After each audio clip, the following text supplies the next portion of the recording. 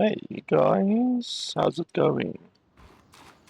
So today we are gonna play a little bit more of Eternal Strands, and this is my second session, my second playthrough session.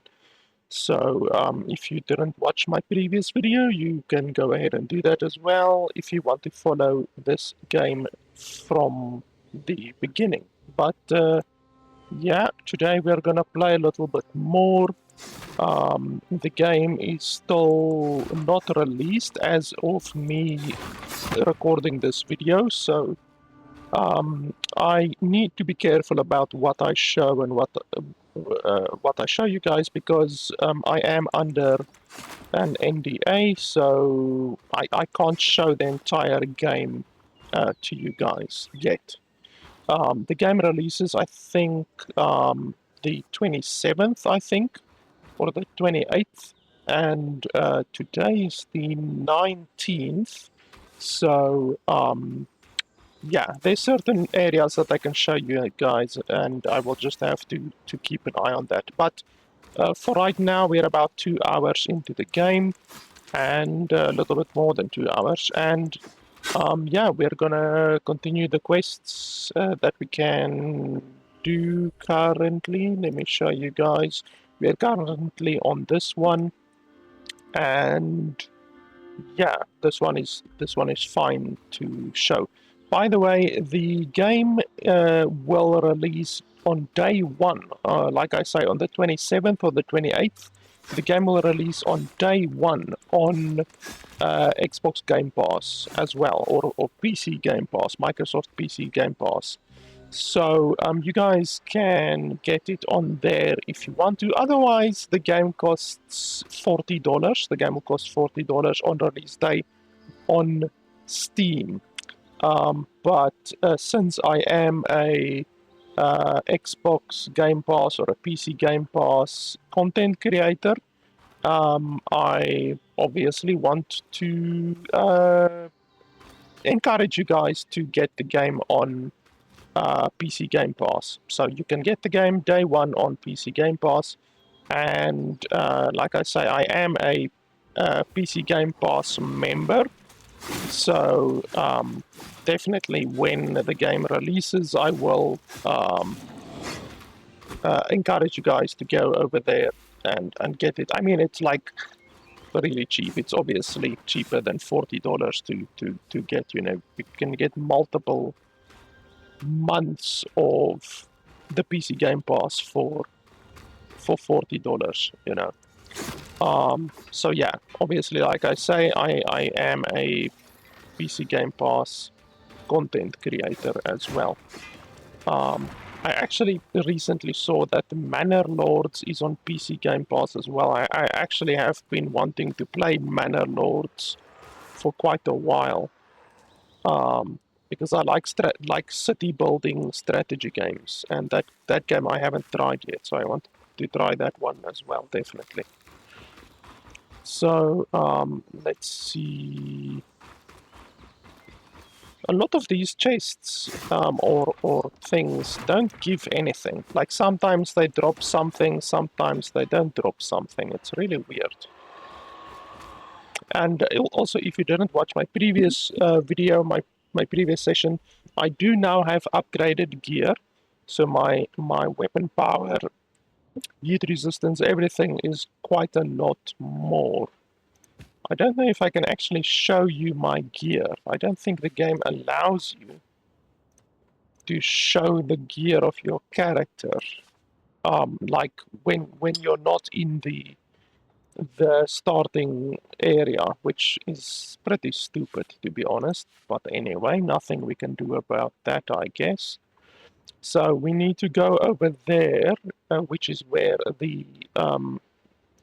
the objective is with a big arc. I think they call it the arc. It's like the big monster dude. We need to go over there.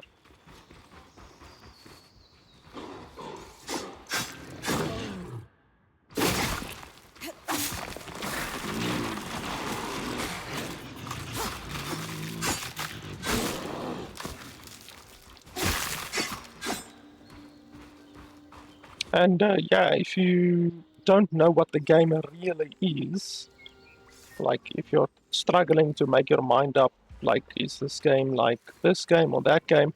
In my opinion, this game is basically Dark Souls. Like it's basically Dark Souls. There's so many things that is similar to Dark Souls in this game. I mean, the checkpoint system, the fact that if you die, all of the monsters in the game reset and all of the loot and that kind of stuff also reset.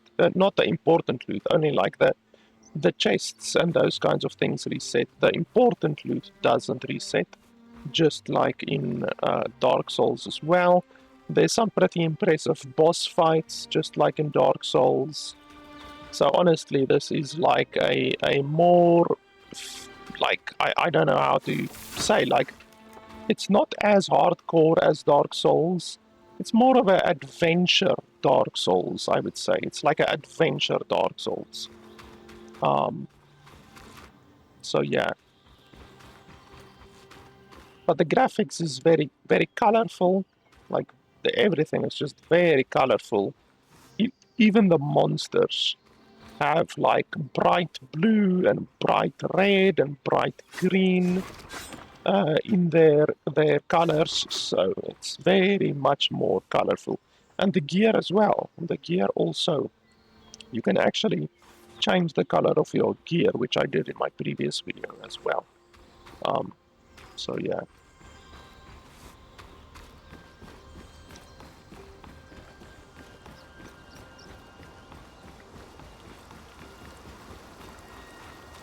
So you have two powers, or currently I have two powers. I have the ice, which I've already shown, and then there's this one, which you can actually pick up an object and throw it at the enemy.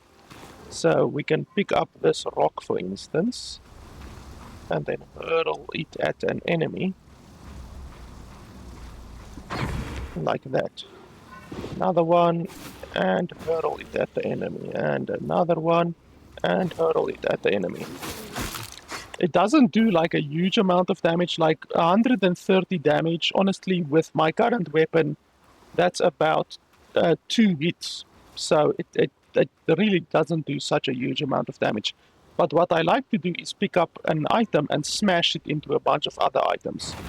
That's very quick. It's a very quick way to destroy items, because yeah, otherwise you have to hit the items constantly, and that's not so quick, especially with strong resources. Like, some of these resources have a lot of health, so you can like smash one rock into another rock, and sometimes the rocks drop items. Like, sometimes they do, sometimes they don't.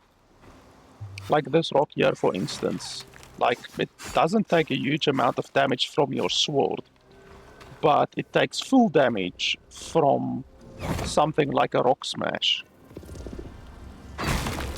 But it does take energy. You can't like smash stuff into other stuff infinitely. It does take energy. But overall, I honestly prefer the ice wall, because it's able to freeze enemies in place and then you just hit them. And the enemies can hit you through the ice sometimes, but I mean, it's not the end of the world if you get hit once or twice. It's better than taking the enemy on like in open combat, because then you almost definitely will get hit. You can dodge, but honestly, I prefer just bashing away.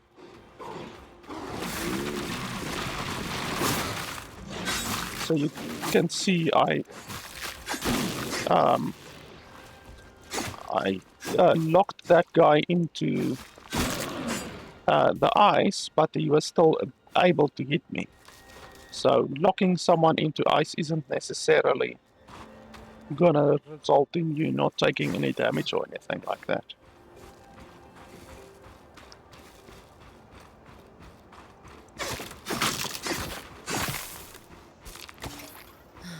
You can also take these. These do quite a bit of damage, and then you can smash them into stuff. Let's see. I don't think there's any. There's a strong enemy up there. But otherwise than that, I don't think there's any strong enemies in my area currently. Oh, there's one. So we can take this.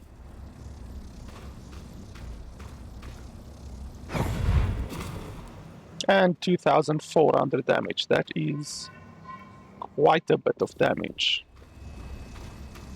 And then this one, okay, that only does 200 damage.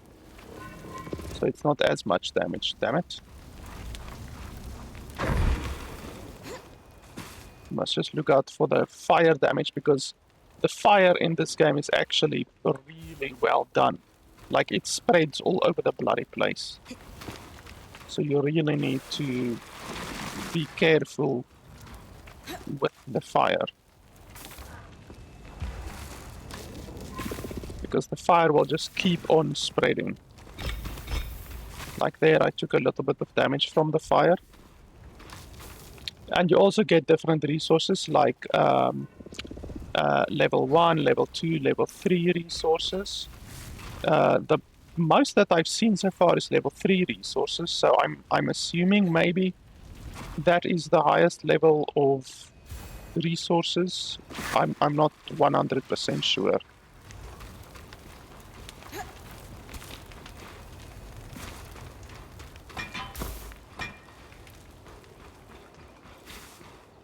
And the ice that you cast on the ground also melts. So like that ice over there will melt after a while, which I also think is really cool.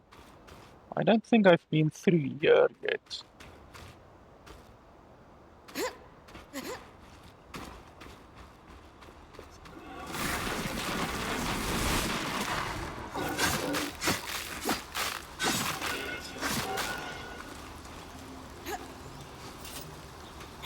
Okay, don't I have enough space already? Yeah. Unfortunately, the inventory leaves a lot to be desired. Like, the inventory is very small, quite honestly. I think maybe iron. Like, honestly, I've got a lot of iron already. So I guess we can drop that. This one is a purple. Okay, tier 4. So yeah, apparently you do get something bigger than tier 3. You get tier 4 items as well.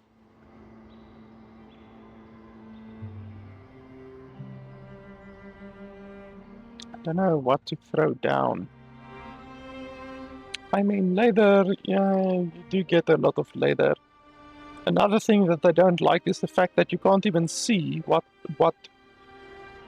your current resources are. So this is what I have in my inventory, but you can't see what you have in total. So you can't see like, oh, I need a little bit of that and a little bit of that, for instance. That also really sucks. Soft wood, I mean...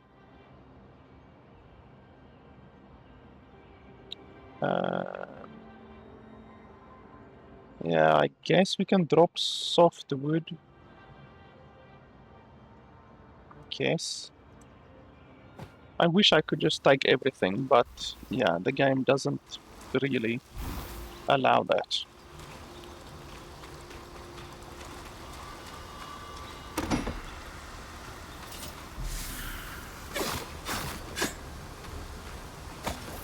And that's super awesome when your resources fall off the edge. Everyone likes that. Holy crap, I can't pick up any of this.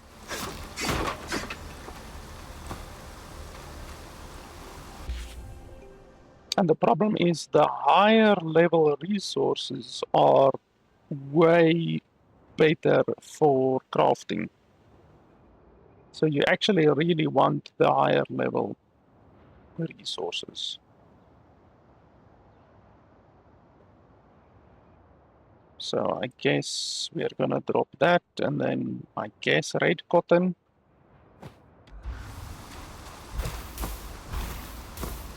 The really stupid thing is I can't even come back over here and pick these up later because the game doesn't allow you to stash your resources without resetting the area. So once you go back to the base, the entire area is repopulated, and that means you have to fight everyone again, and all of the resources on the ground disappear. So that really sucks. So there's an entrance over there that I can use again, just run around like that, or we can run back the way that we just came.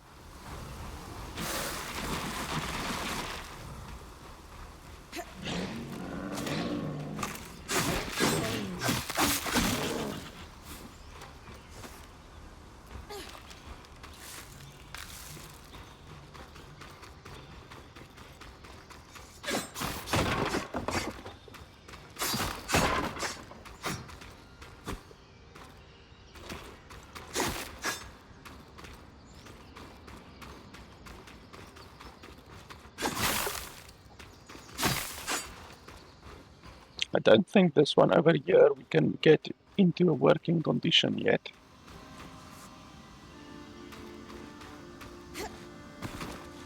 I think I still need to do something here to get that working.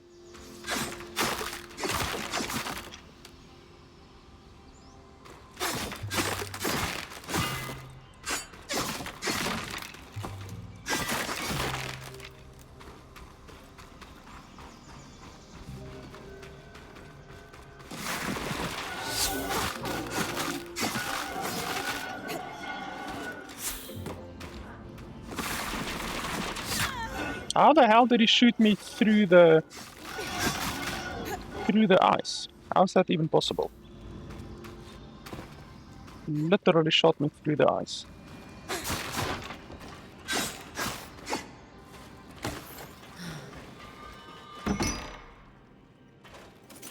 Once again, stuff that I can't pick up.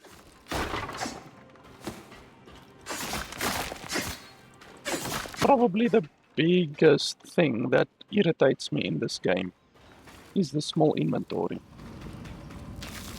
The fact that you constantly have to leave stuff on the ground. That really irritates me.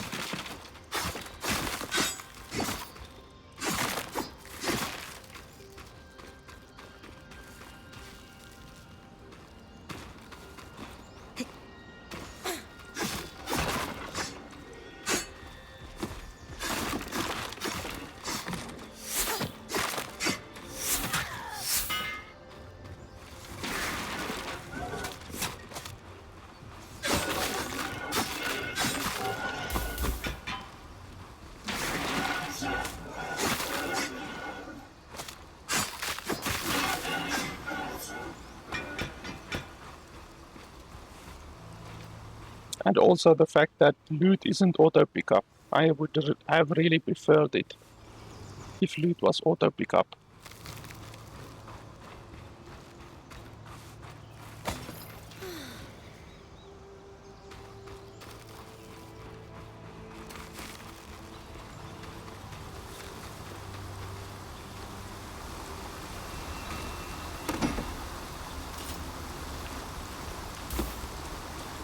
A set of schematics.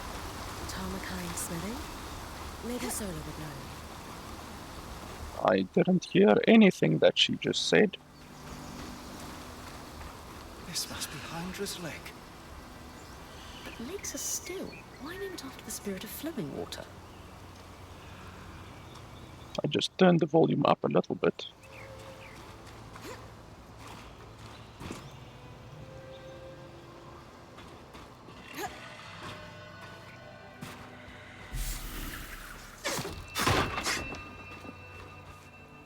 In combat. In combat with who?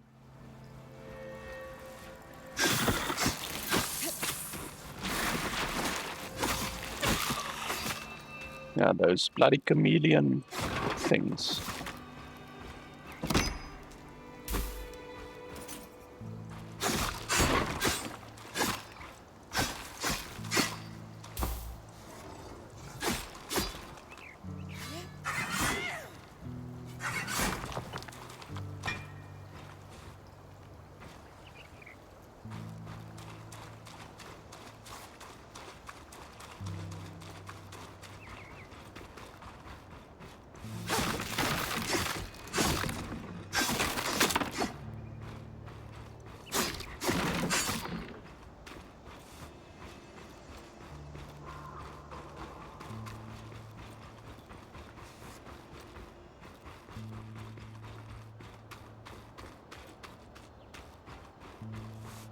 There's a chameleon around here somewhere, I remember. I don't see it now.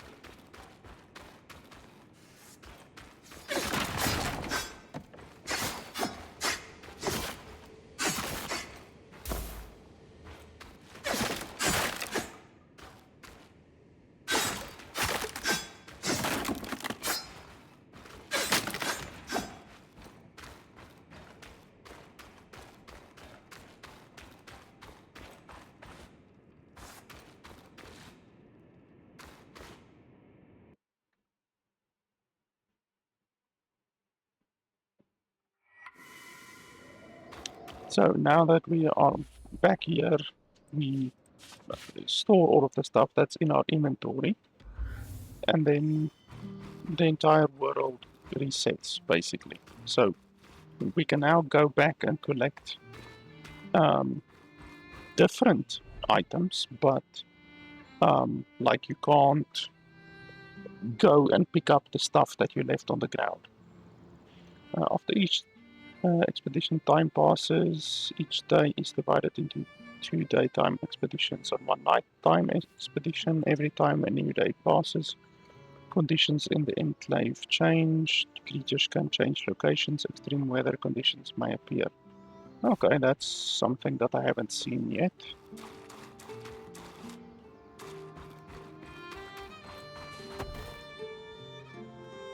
So here you can see all of your current resources. But like I said, you can't even see all of your resources while you're out in the field. Okay, so I need to talk to a couple of people, I think. You've been. It's a work. Speaking of, are you doing okay? I'm fine. Treasure. And oh, right.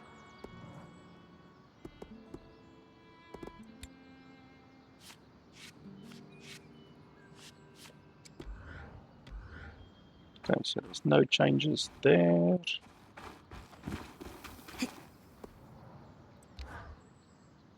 Two, one, and This.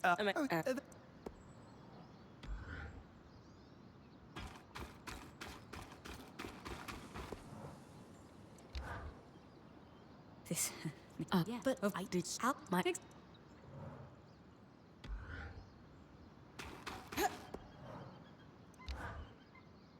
they are. No, and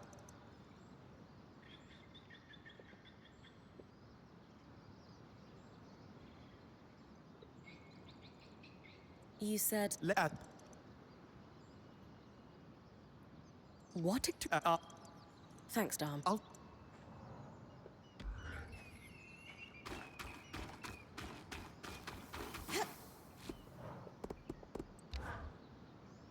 Well, no. Did you see that? Get the oh. Okay, that looks like everyone over here.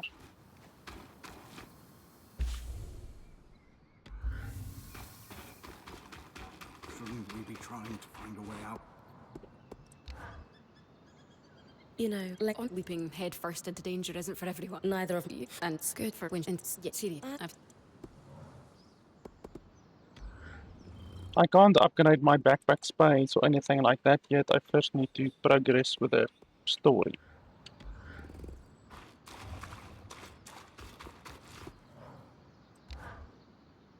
I was but it's quite how excited compared to my job. So that's your from and God point. Can I ask that and that I believe I was it's not but the what The talking doesn't actually unlock anything on the game, but yeah. Okay, so we can go out again.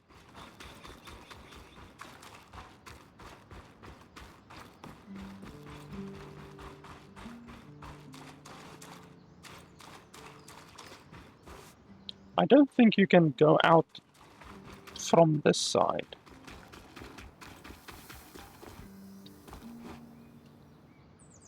I don't believe so. Yeah, invisible wall. And here also just invisible wall, I think. Yep. Yeah, so you can't actually go out on that side. You can come in from that side, but you can't go out from that side. So the only way out of the camp is over here. Oh wait, over here as well. Okay, I stand corrected. Because I don't want to exit on that side each and every time, because that means I'm basically gonna get the same variation of resources each and every time.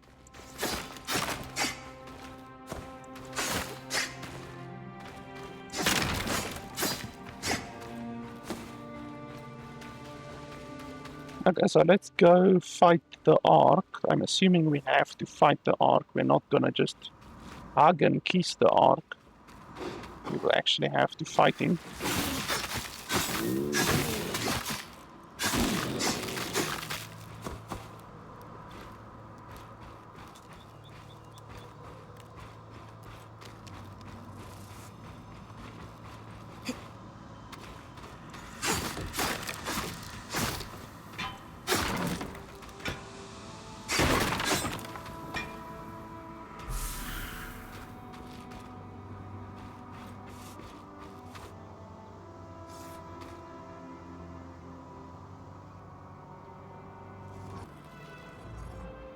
Okay, now the game is at 100% GPU usage for some reason. Just all of a sudden. Like, why? You also can't reduce the game below 60 FPS, which sucks.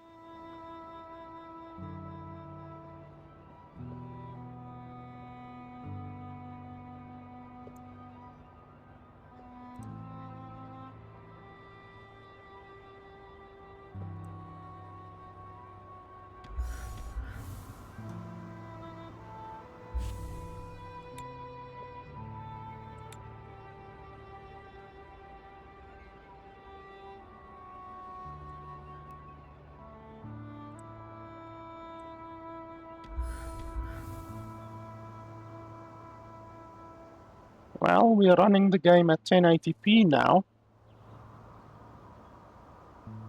And we are still getting 100% GPU usage.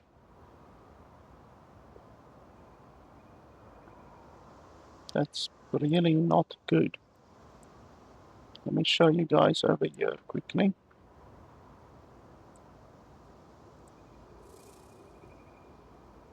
So you can see there, hopefully, 100% GPU usage.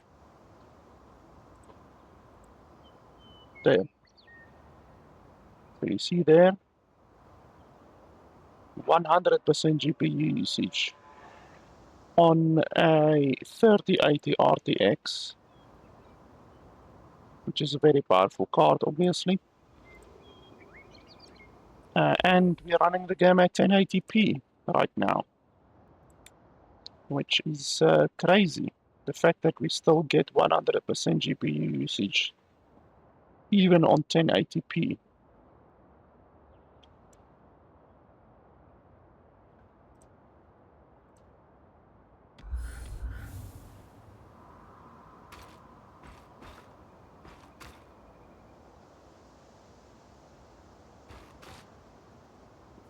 Okay, that seems a little bit better. We are not at 100% anymore.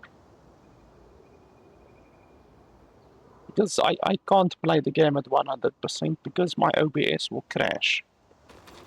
And so, yeah, but it's anyway just ridiculous that the game can even reach 100% GPU usage. Ouch. Okay, that stuff hurts apparently. So the game looks not very good right now, and we are running at 1080p. But that's life, I guess.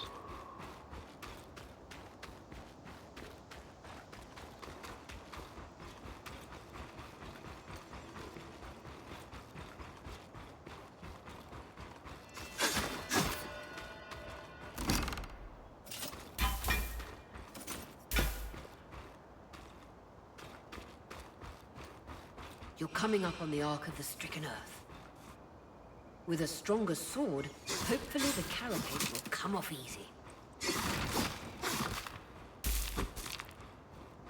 Yeah, so I'm supposed to slice a piece off of this big dude, but I'm guessing we are gonna have to fight him. It just makes sense that we're gonna have to fight him.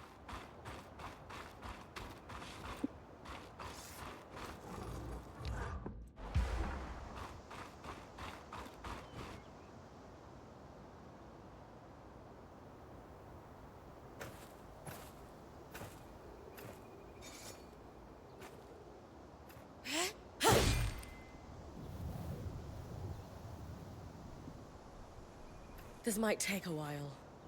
You'll need to swing harder to cut through armor that thick.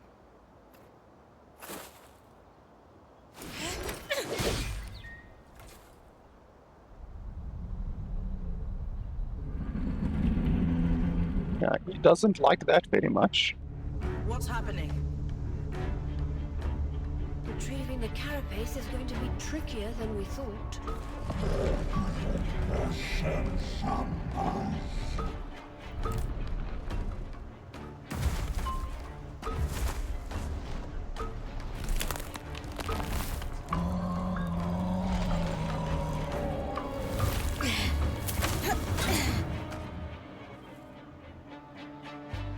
Is she really ready to fight that thing?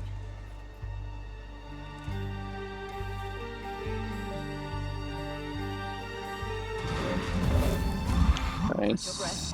So, You're ready.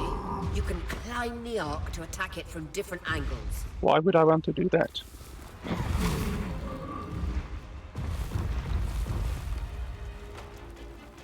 Okay, are there any other ones? There's one over there.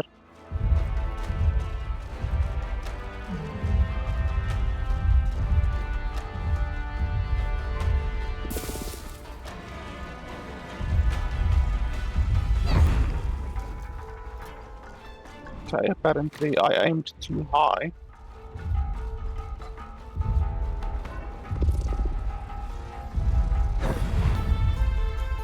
And that went right through him. That's awesome.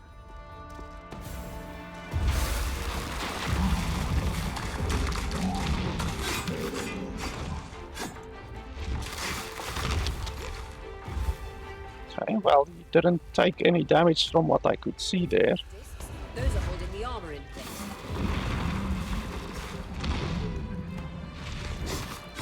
Oh, okay, I'm doing a little bit. Oh, dodge, dodge.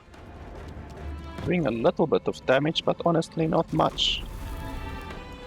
Maybe we should swap to this.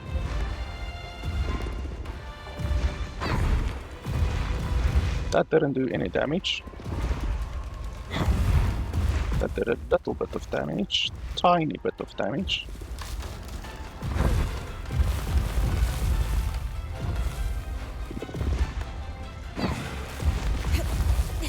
can't even see how much damage I'm doing.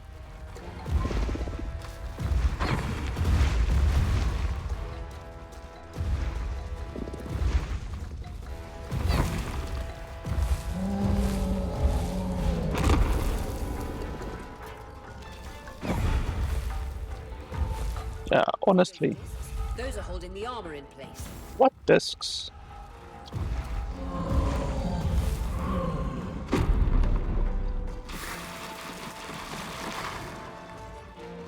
Okay, apparently that does nothing.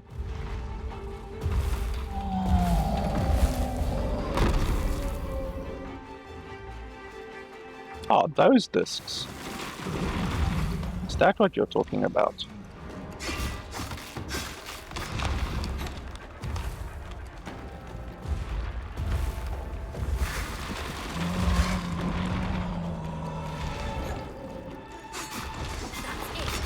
Hit the exposed skin with everything you've got. Okay. Magic isn't coursing through that patch of skin anymore. Move on. Jump, you bastard.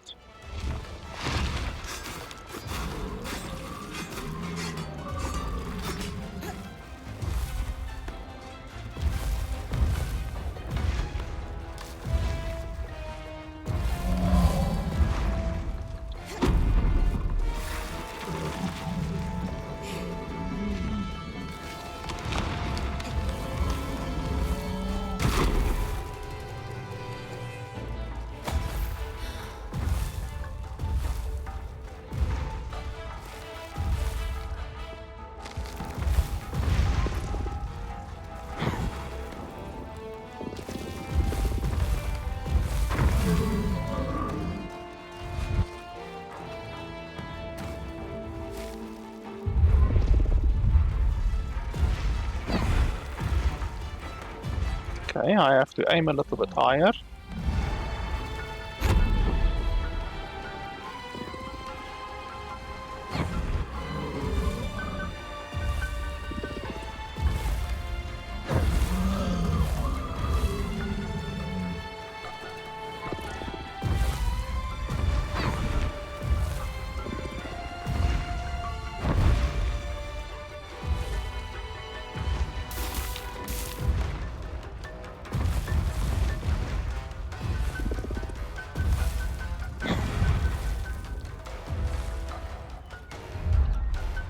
Where are you running off to?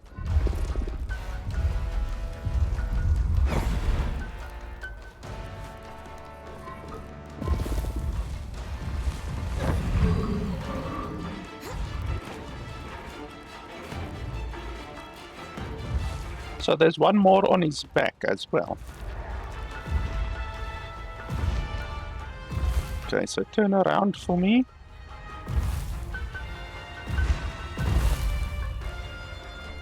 No, turn around. Ouch. No, I'm not going to be able to get him this easily. There's also one on his shoulder.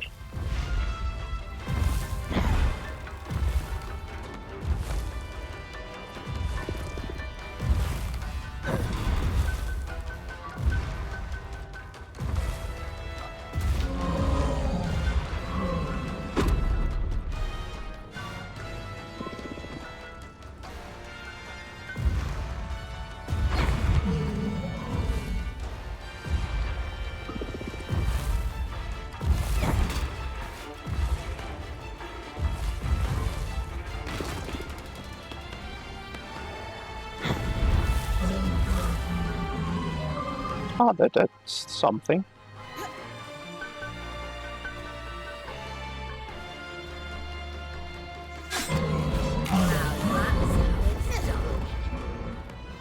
You are unstoppable, Ren. I was worried we might lose our chance to get the carapace, but you secured it. Any concerns about using the Archon strand, Dom? Concerns? None. Excitement? Considerable. We should be able to weave that strand into your mantle, Bryn. And what's this over here?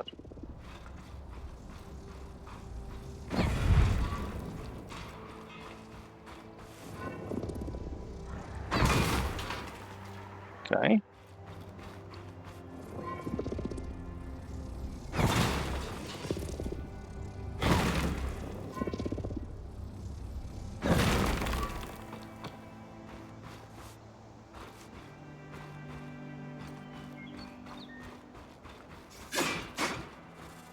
So I can't get anything else.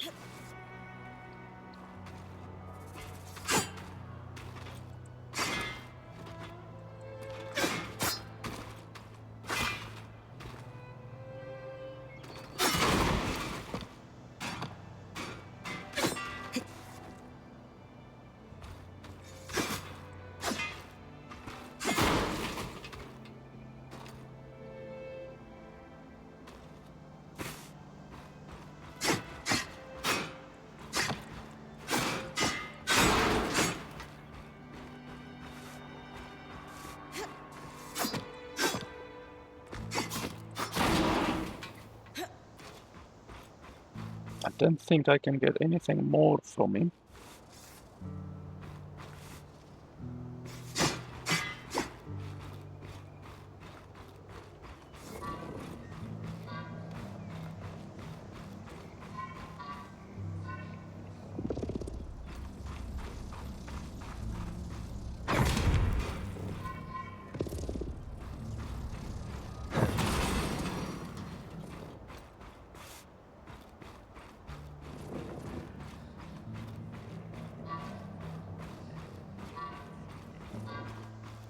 Okay.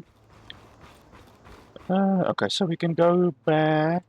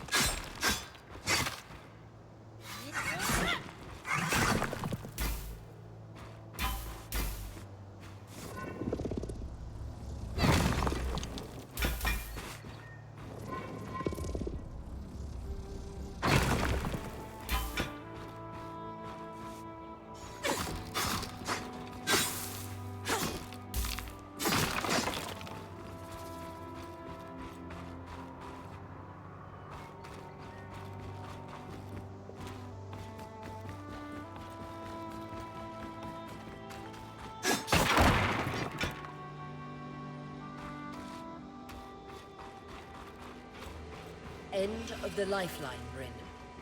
Okay, apparently I can't go that way yet.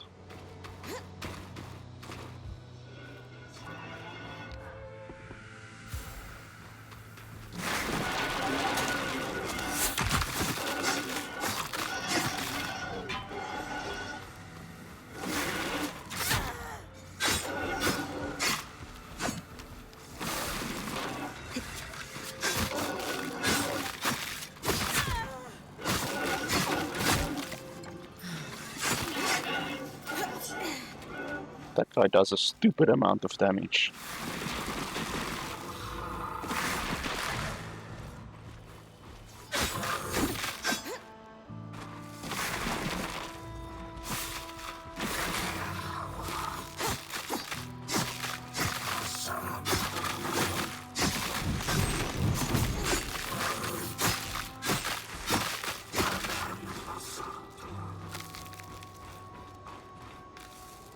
And he didn't even drop any loot, wow. This guy did drop loot.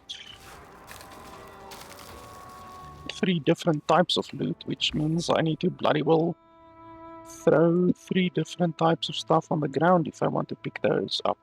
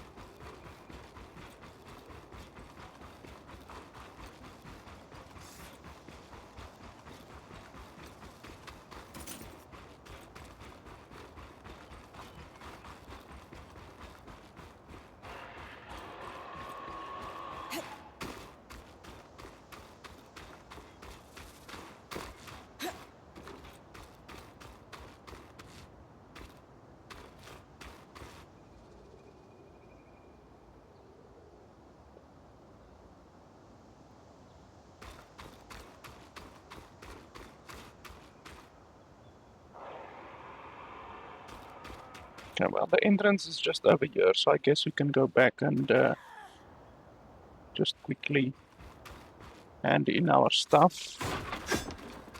Maybe, hopefully, increase our inventory size.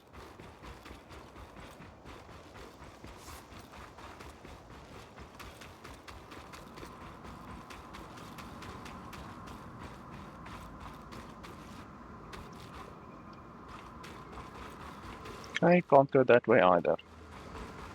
For an open world game, this game isn't really very open world at all, to be honest. It's very limiting. But I don't know, perhaps we unlock more of the open world later on, you know, right now we're pretty restricted.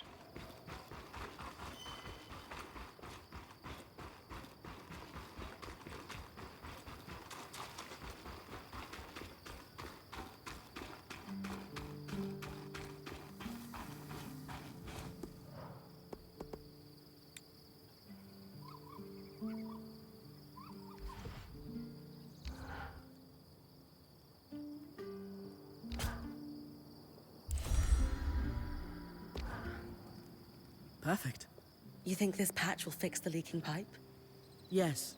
And with the debris cleared, why don't you tell Aria we've got everything we need to fix the loom gate? Me? Acting or otherwise, major communication should come from the point. I'll keep that in mind.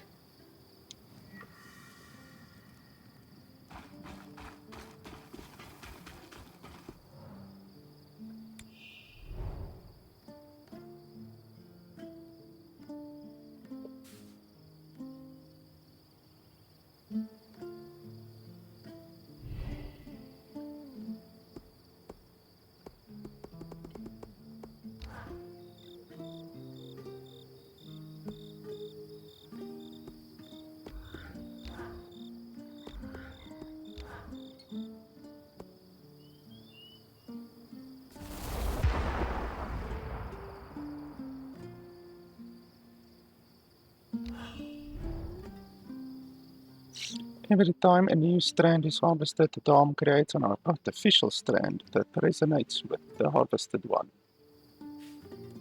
Some quest objects, blah blah blah, increases the resonance quantity as well. Qualities in order of fragile, fine, and exquisite.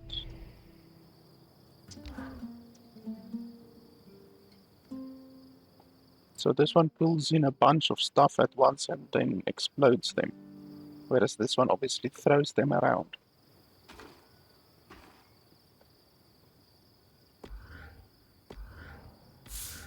Okay, so we've got a new ability now.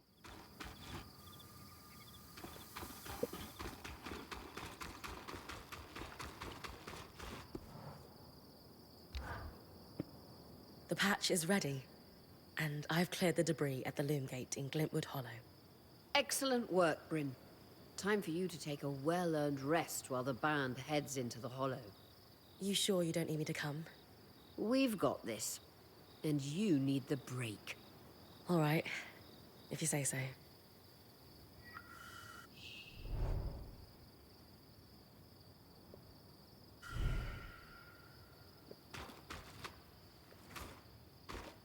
Okay, so I guess I have to rest.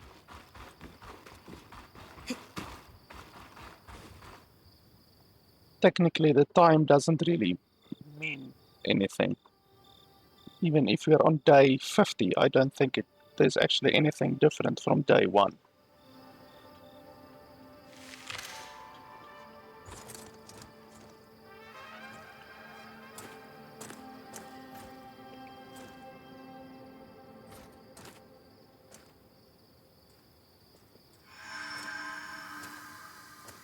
Aurea, how's it going? Bryn, you're awake. We're making progress over here. Careful with that. Hey, no one came back to camp, did they? Is the rest of the band still with you? We're all here, and the leak is just about fixed.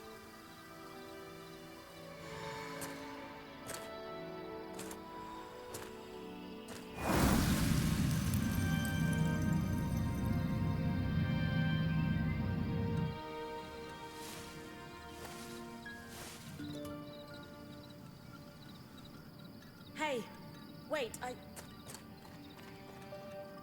just want to talk.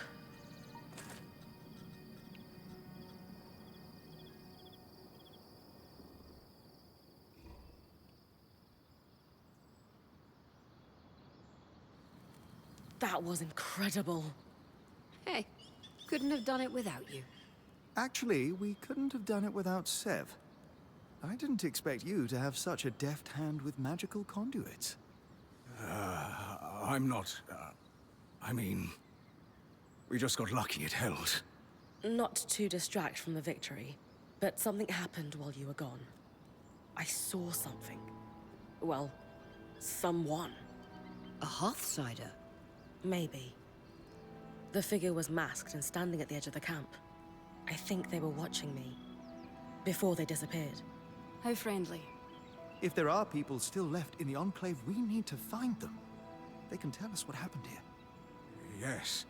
I was just thinking we should chase down the scary masked figure that likes to watch Bryn sleep.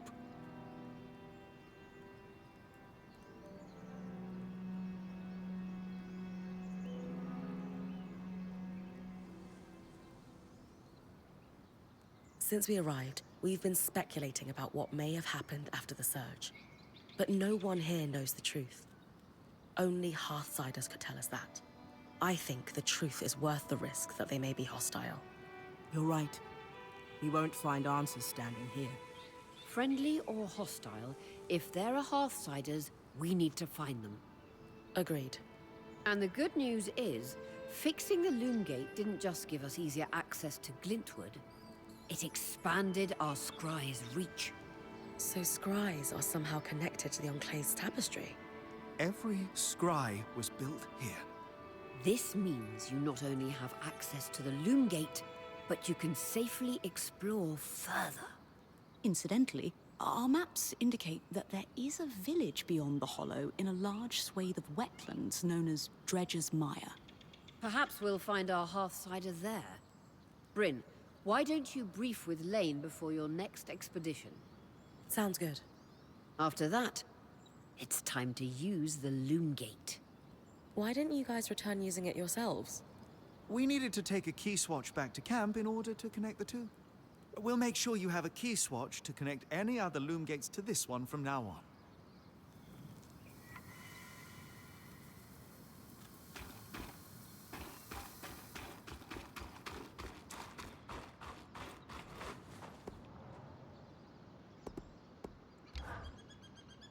Here to brief. I like to know everything I can before venturing off to a new place. Just beyond the forested hills of Glintwood Hollow lies the wetlands known as Dredger's Mire. Much like the Hollow, the Enclave prospected many of the raw materials needed for its ambitious constructs and projects from the mire. Oh, it's no coincidence you found the Ark of the Stricken Earth near a collapsed mine. Likely, it was used for the excavation of minerals and metals before the surge. I believe the natural surroundings of the mire were also rich in resources.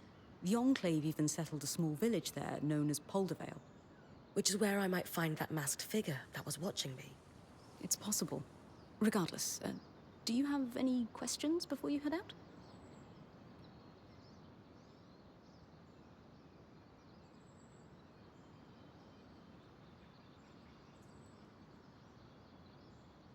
Some of the others didn't seem so sure we should be trying to track down the masked figure. What do you think? History demands we find them. If the masked figure truly is a Hearthsider, their stories and what they've lived through in here would be invaluable to our understanding of the Enclave and of the Surge. Sounds like I'd better find them then. Thanks for the info, Lane. I think I'm ready to head out. My pleasure. Oh, wait, I almost forgot. I didn't have the biggest role to play in the Loom Gate's repair. I'm not exactly handy with a hammer. But watching the band work gave me an idea for a new alchemical project. Its working name is a loom shard. A loom shard? Yes, it's a shard that could draw magic from a loom gate and bring you back to camp safely, wherever you are. How is this different from Aurea pulling me back with the scry? Unaided, Aurea can only summon enough magic to bring you back safely, not all the valuables you might have collected on your expedition. Because this shard draws magic from the tapestry, it can bring you back safely with all you've gathered. Thanks, Lane.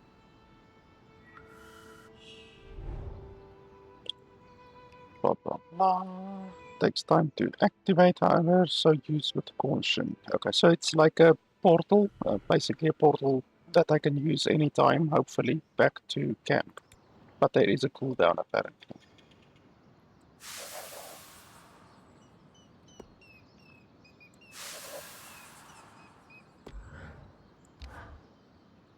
Bryn, one would think yes.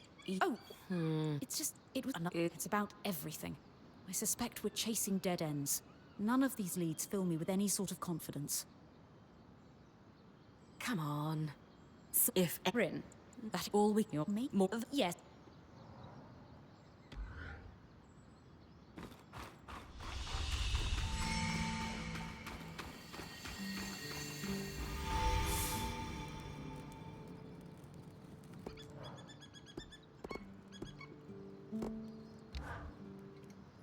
I hope I'm not prying by bringing this up, but Dom and Arya told me about your last band.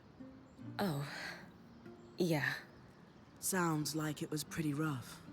It wasn't great, that's for sure. I mean, I gave up everything I knew to become a weaver. And it only took a couple of weeks for me to realize I had chased the wrong caravan out of town. All that band did was drink and fight. I stuck around, thinking I might be able to make a difference if I became point, but Aaron chose someone else to take his place in the end. You're in better hands now. I promise. Even though I'm sure your last few days with us have been a lot. Do you have any regrets about leaving?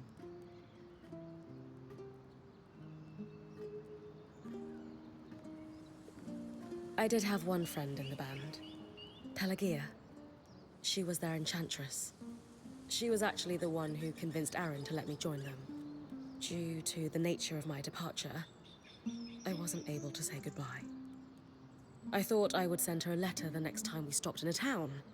Then we tumbled through the veil. Yeah. I don't know what she must think of me. If she's a true friend, she'll understand. I hope so. Friends like her are rare.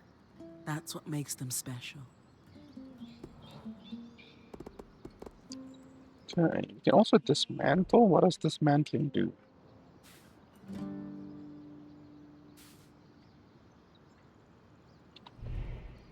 Okay, don't think I would want to dismantle stuff currently, since I only have one set of each.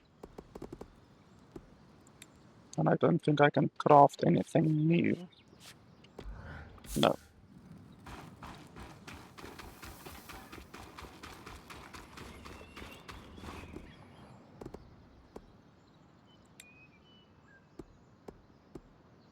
Okay, we can't increase our inventory yet. So, that's simple, more aggressive. I need, but the action.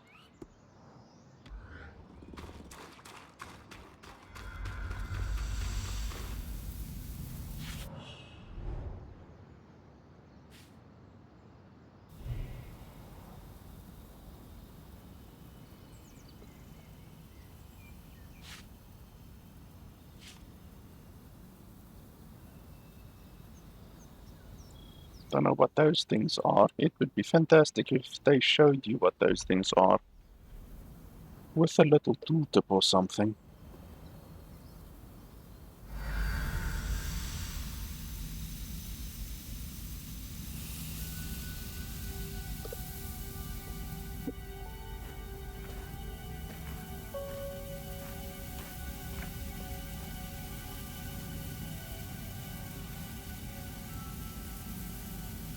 Ready?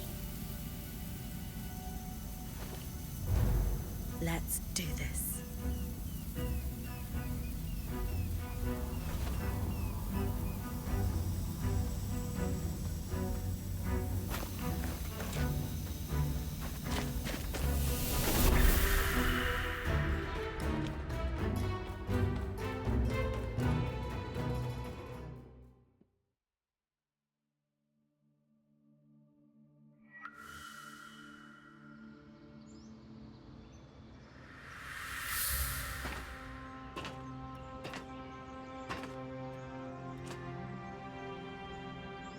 first trip through the Loom Gate is a success. Hopefully more trips to come. To new and exciting places.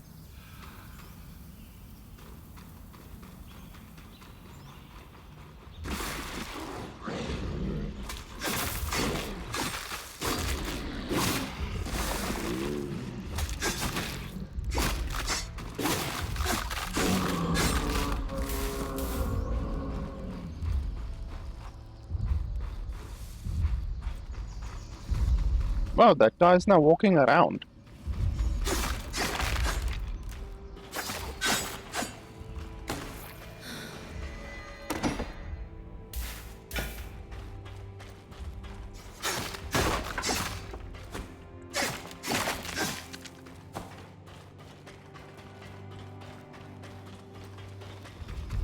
So I guess I can fight him again if I really want to.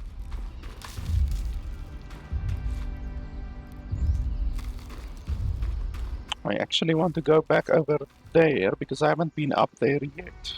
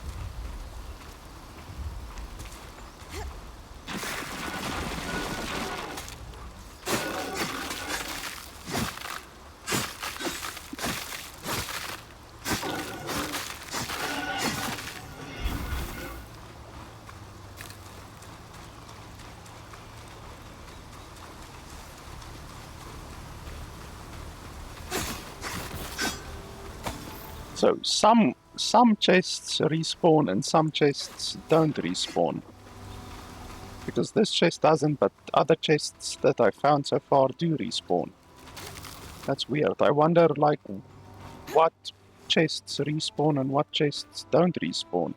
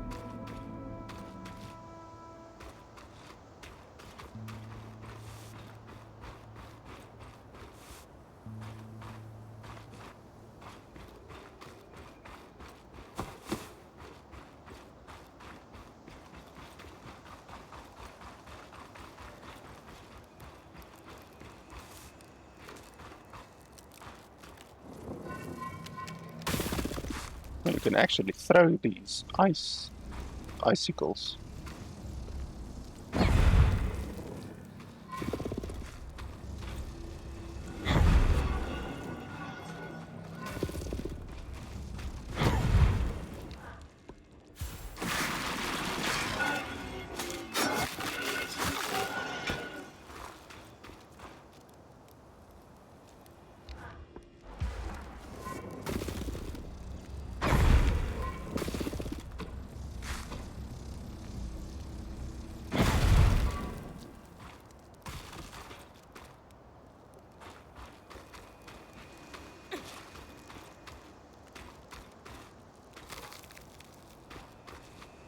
What the hell is that? A white wolf?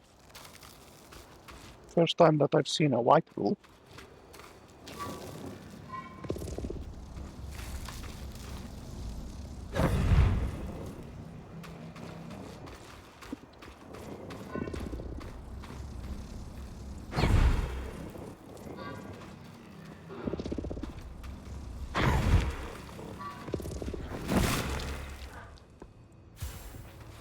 Oh, it's like a frost wolf.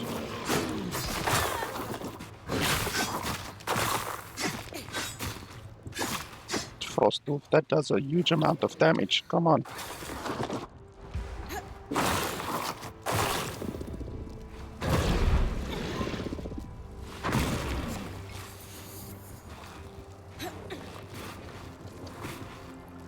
Holy crap, that thing did a lot of damage.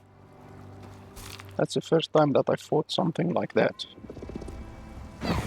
In the future, I will save the fire bomb for this bloody thing.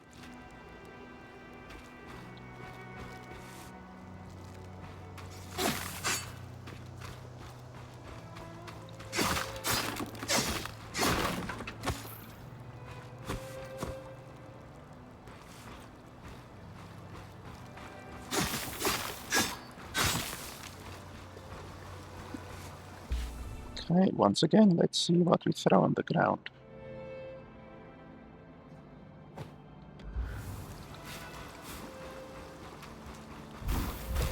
I just love throwing resources that I've worked hard to collect on the ground.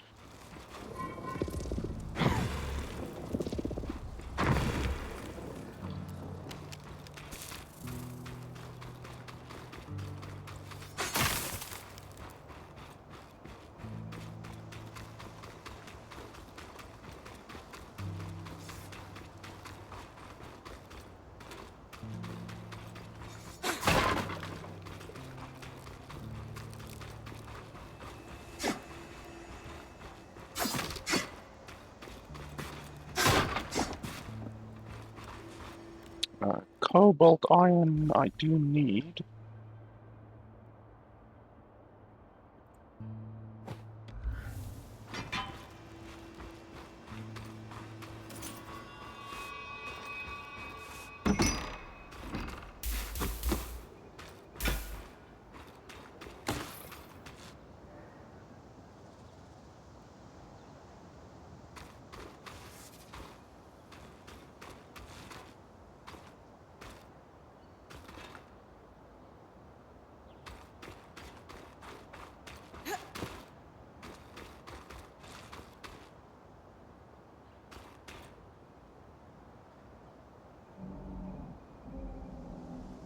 So how do we get pulled back exactly?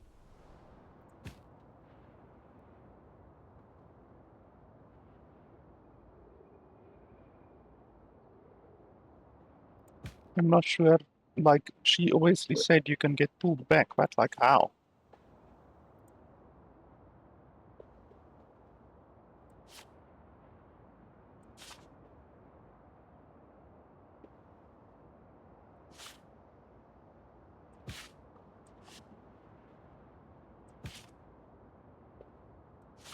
I have absolutely no idea.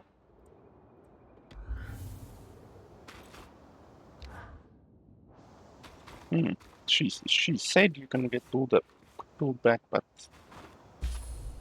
honestly, I don't know.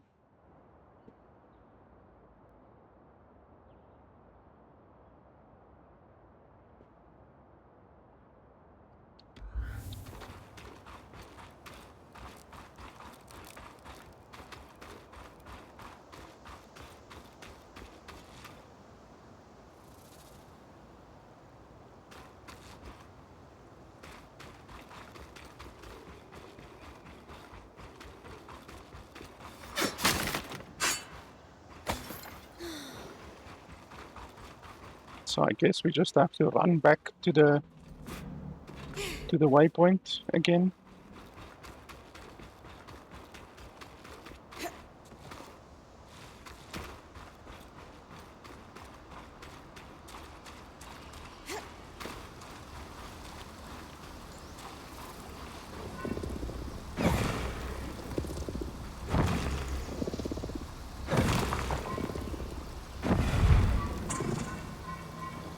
Let's try this other one. Maybe we can destroy a bunch of stuff at once.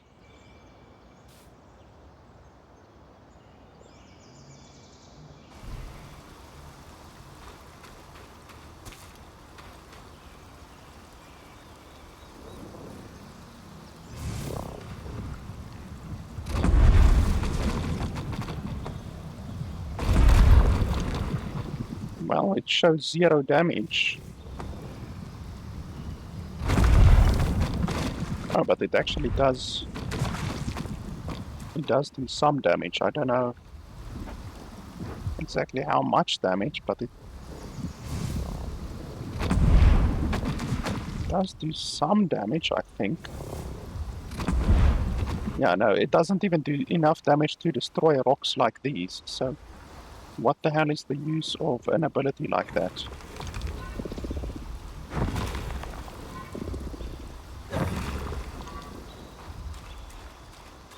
Pretty useless if you ask me.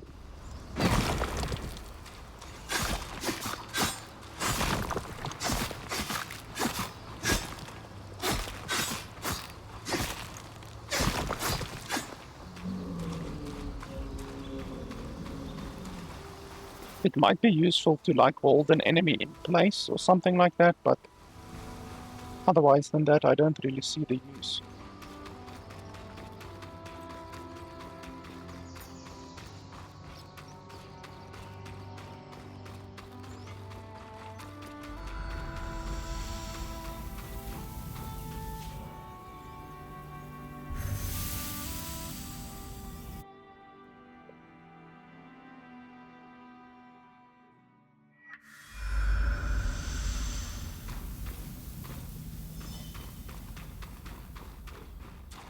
And yeah, obviously we still can't upgrade over here.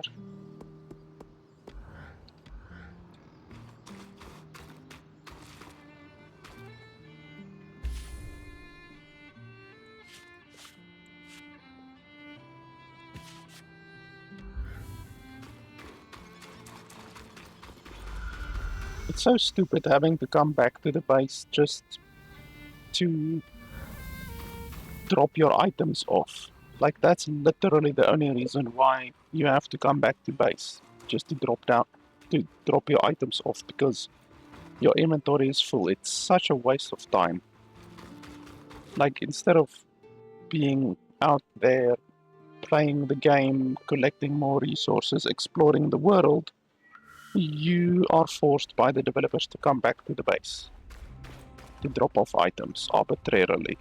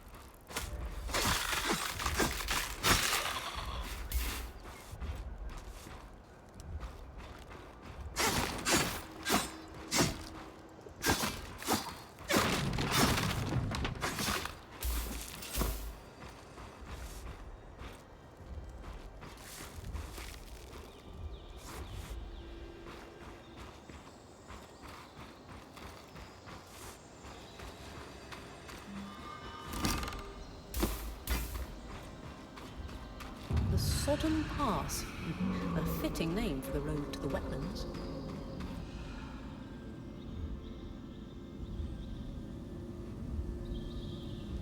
Why am I not seeing any enemies anywhere?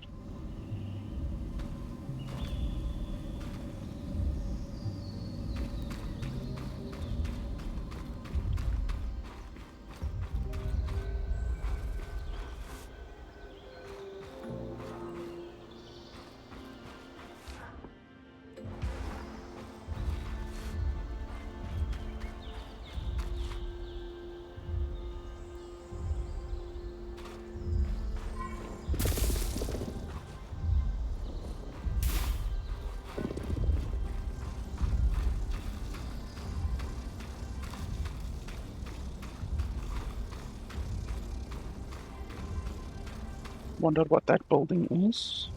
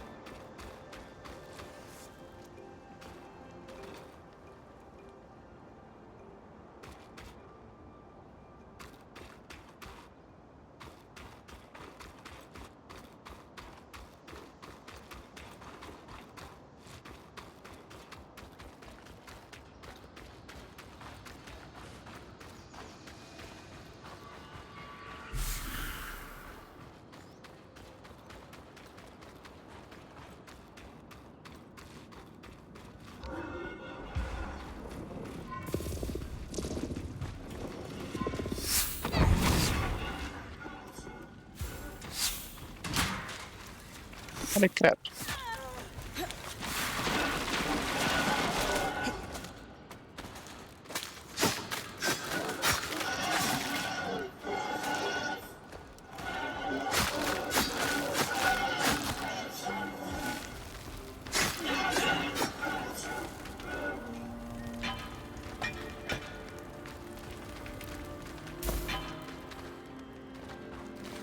Didn't know where bloody 3 of them just randomly appeared from. Oh, here's a broken one of those guys.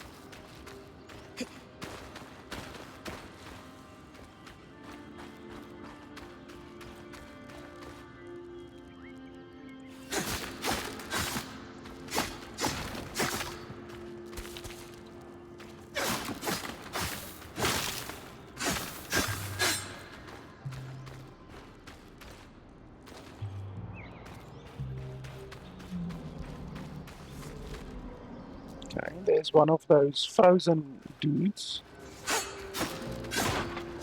which definitely is not gonna make my life easy.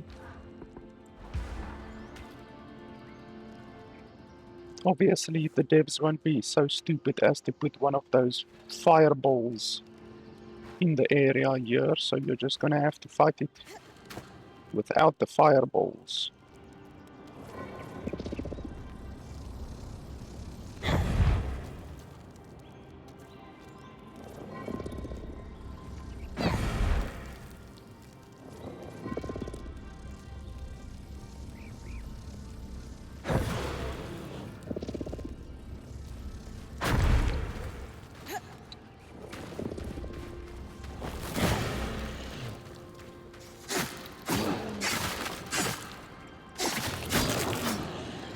Okay, that was pretty easy. A couple of rocks to the face seems to do the job.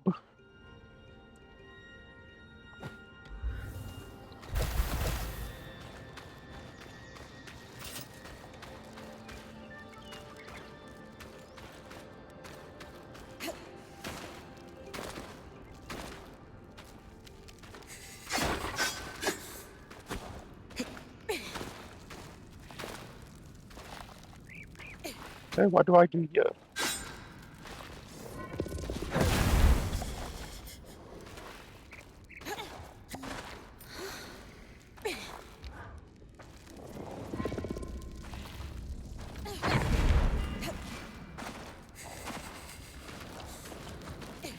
Like, how are you supposed to survive? Oh, okay. I see now. Oh shit, there's another one.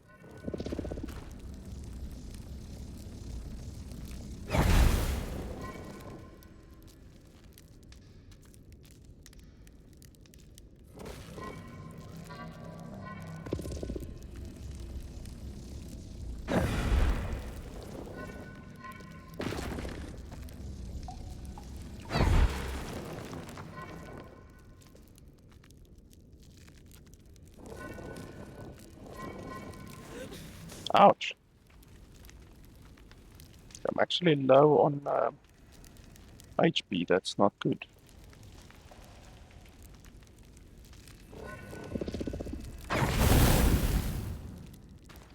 Oh, and then, okay, yeah, it jumps over there.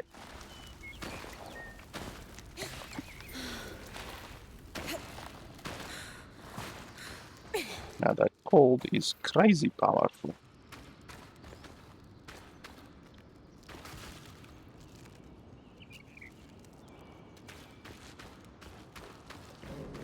I need to collect 2 potions somewhere.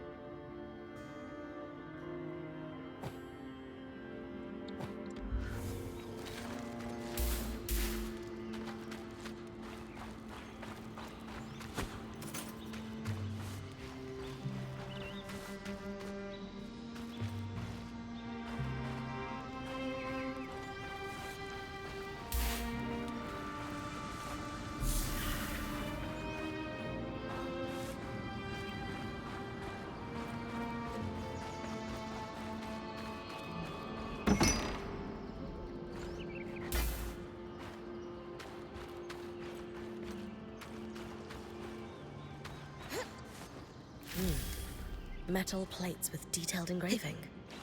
I wonder if Solar might be interested in these.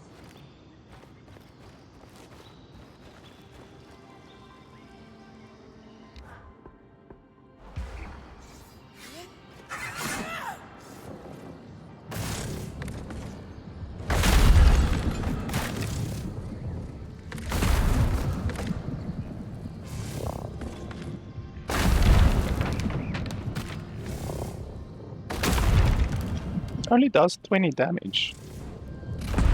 Like, that's actually very little.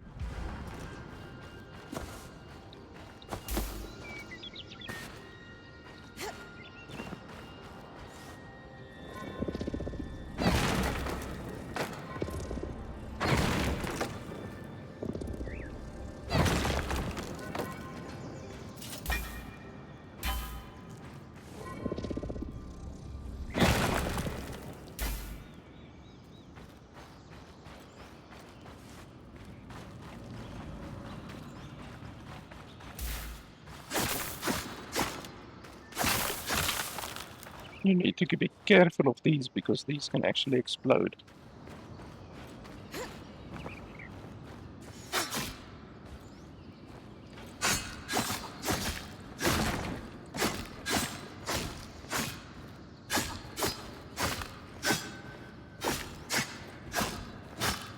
Holy crap, how strong is this building?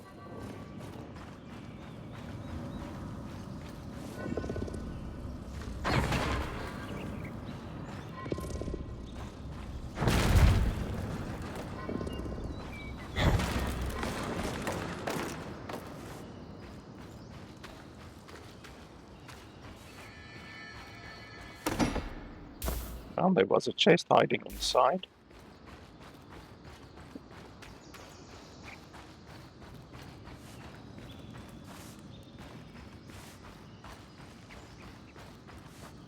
What am I supposed to do with this one?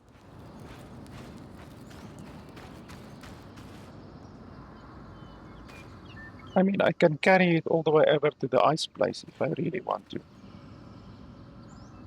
I'm actually looking for another... Oh no, there's only one teleporter in this entire place apparently.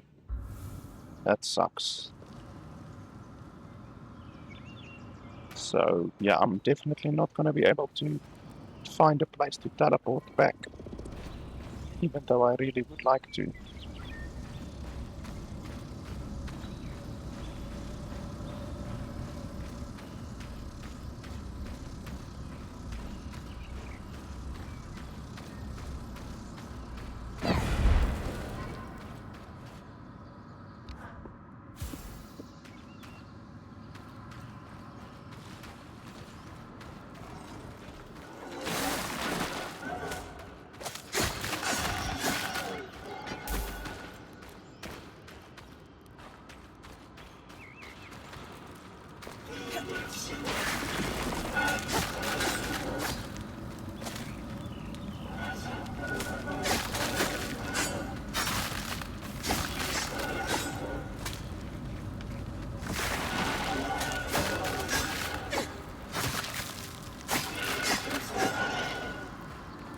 Ugh, now I need to make 2 new spaces again.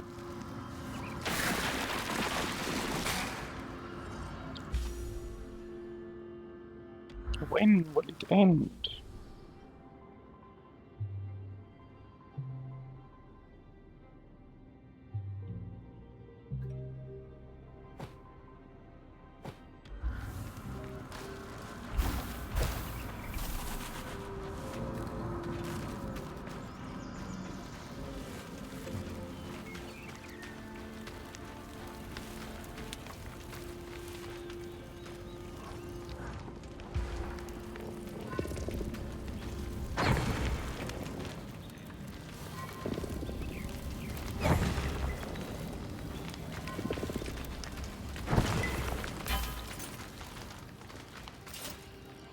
Okay, bronze is actually pretty rare, so I should definitely pick up the bronze.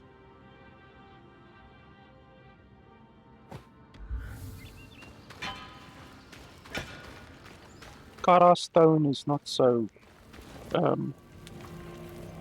so rare.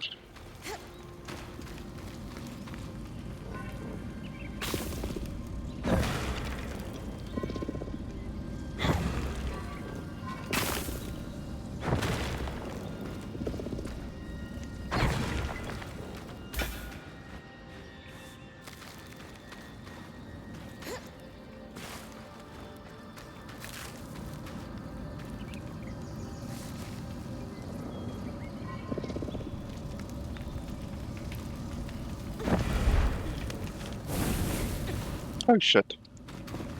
Wow, okay, that was close. I thought the jump was much closer.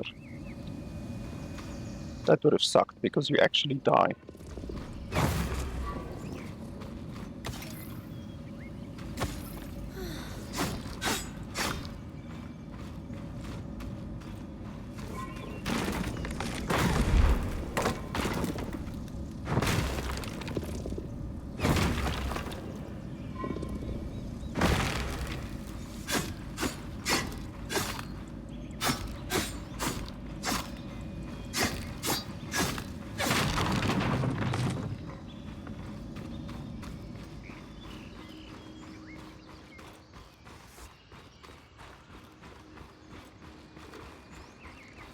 Holy shit. Haven't seen these guys yet.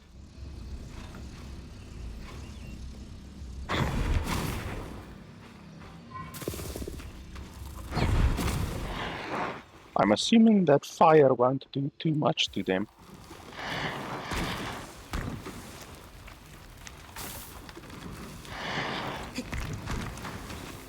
Yeah, probably not.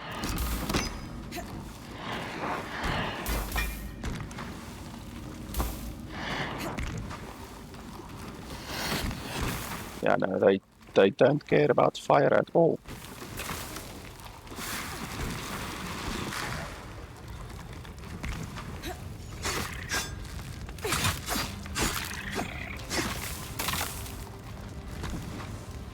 Where's the other one? Okay, one of them died. There's the other one.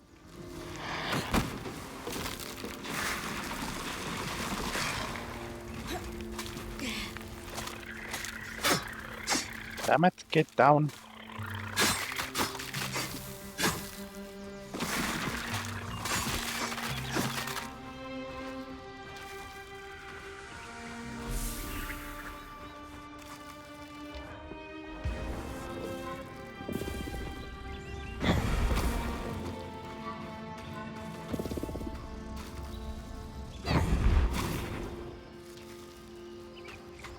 How's that guy not dead? Normally one of those balls kills wolf. Okay, but there he burned to death. Okay, so these ones dropped white wood.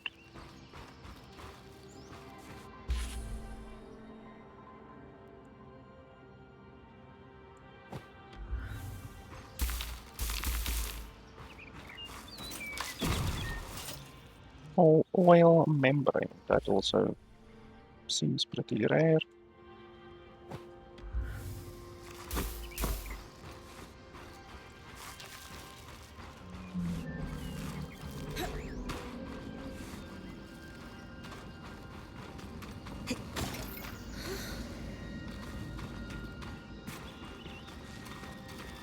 Does the white wood come from this? Ah.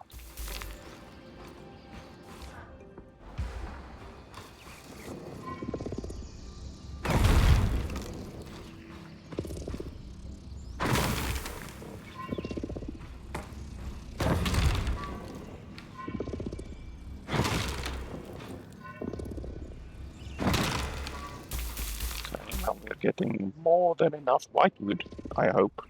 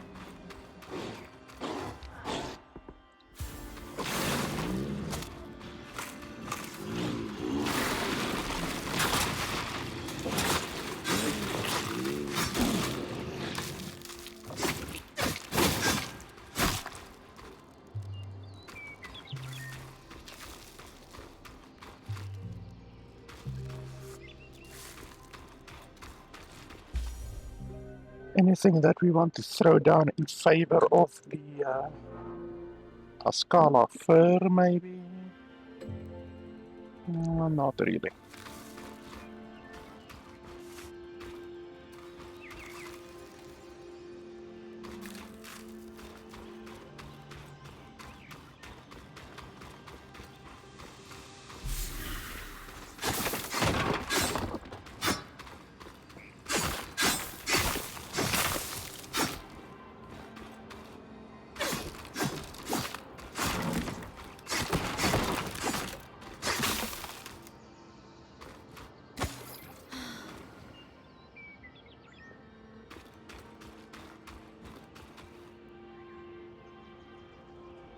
There's a bloody thing over there in the middle of the air. A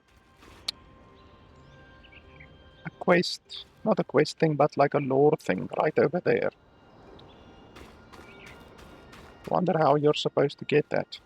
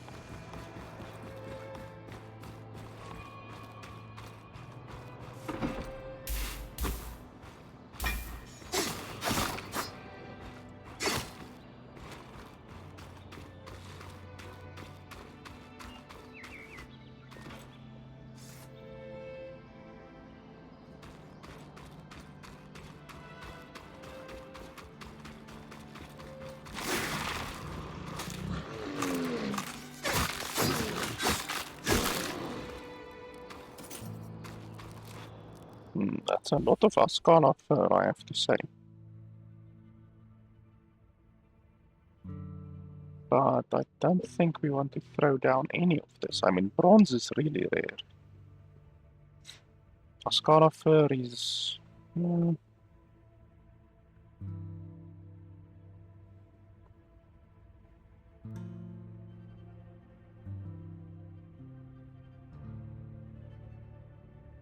I guess we can throw down the bronze.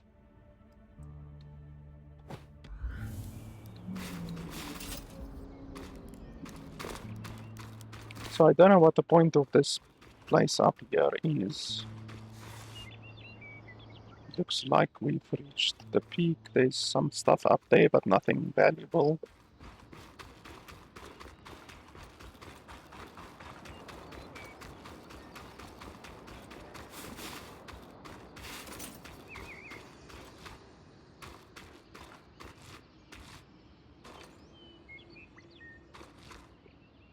There's something up there, but that is, I think, just like for show. You know, I don't think you can actually get up there.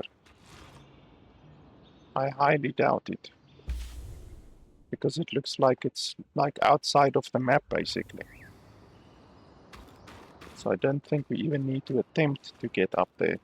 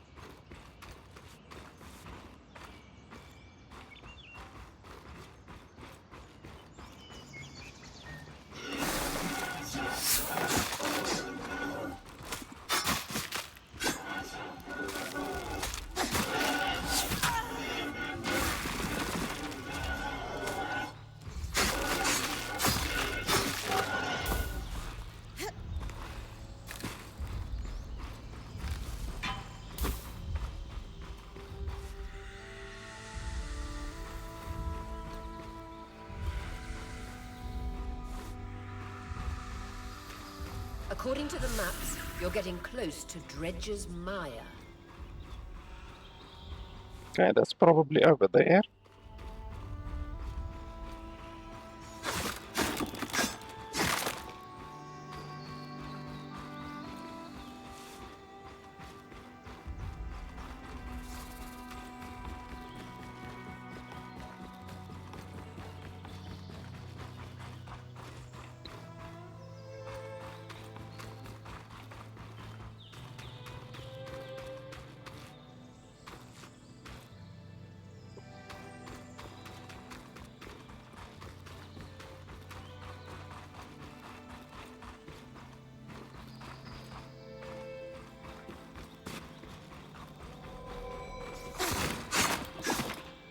Designed for a two-hander. Looks like it's being packed up to ship.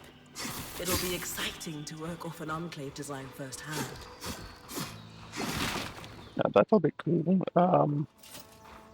Having a two-hander. I think I might favor the two-hander over the one-hander.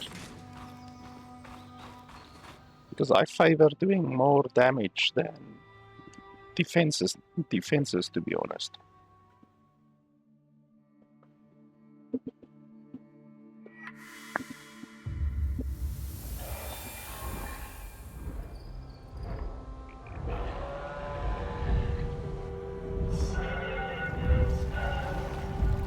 Okay, so this zone is probably where we're gonna fight the dragon.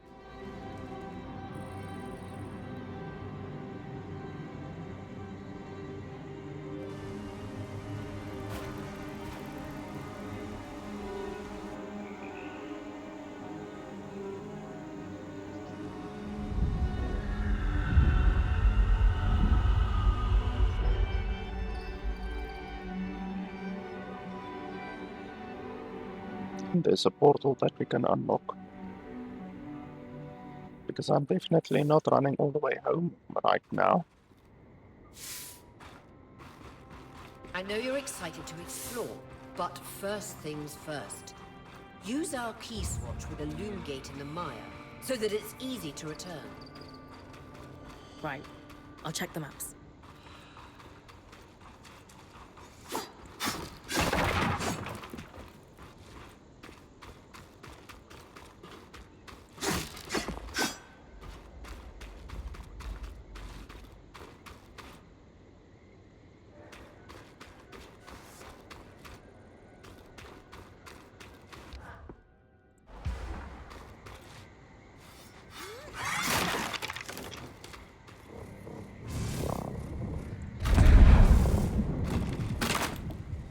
Then everything's just blown all over the place. Like, what's the use?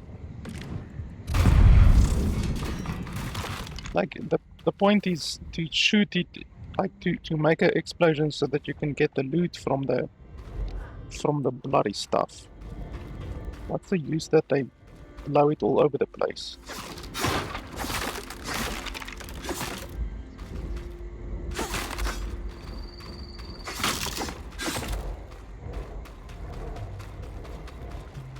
Perfect. I can see the connection. We'll be able to come back whenever we'd like. Without having to trek through all the mud. The beauty of instantaneous travel. Key swatches are an ingenious system for connecting loom gates together. That dragon animation needs a little bit of work, to be honest.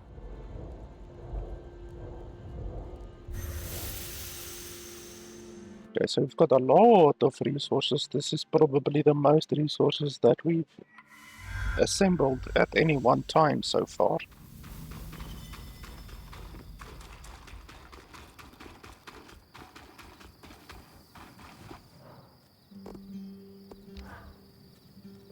My darling, I suspect the way the light filters through the Enclave's veil makes you look more luminous than ever. Stop. It'll go to my head. Should I come back later? I didn't mean to interrupt you two. Sorry, Bryn. Sometimes we get lost in our little world. But since you're here, I was actually hoping to speak with both you and Solar. Oh? I don't know if you know this, but my wife is an extremely talented smith who was apprenticed under a variety of world-class teachers. Well, a revolving door of mentors doesn't exactly facilitate the most stable education, especially when one of them drops dead in front of you. Oh, details. You've made more of your varied experience than most could glean from a lifetime. Anyway, I know you always hoped to further your education with the Tarmakine Smithing School's techniques. So, I asked Lane to look into whether or not any Tarmakine smithing was ever practiced here in the Enclave. Oh, Dal. You shouldn't have. It's sweet, but there are other priorities. What could be more pressing than helping my wife fulfill her lifelong dreams? As luck would have it, there were Tarmakine smiths here before the search. Really?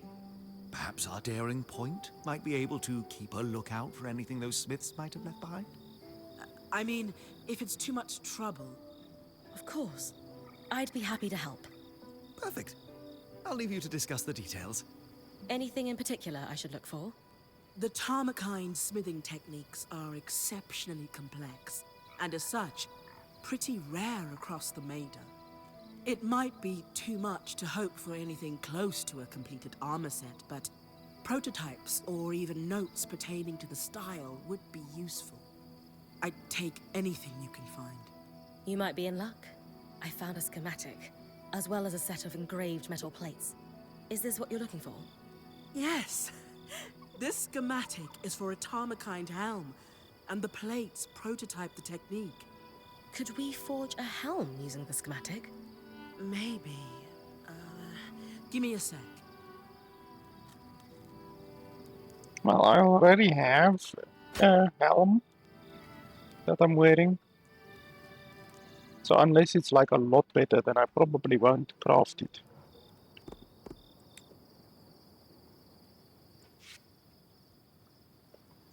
It looks badass. But the weight is a lot more. So it gives more resistances, more armor, and then it's almost double the weight. I mean, I'm pretty happy with my current helm. It's not fantastic, but I mean, it really just depends if you want to go more for defenses or what, you know? So like obviously you will select whatever stuff you want. So let's just not select the most expensive stuff. Okay, I've got a lot of those. So we can take that.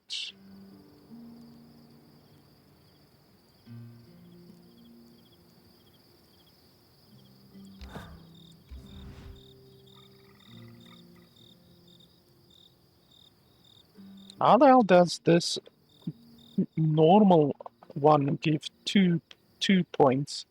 This one only gives 1 point. Like this is green, this is supposed to give more. Like this one, for instance, or this one. Like how is a normal item better than a green item?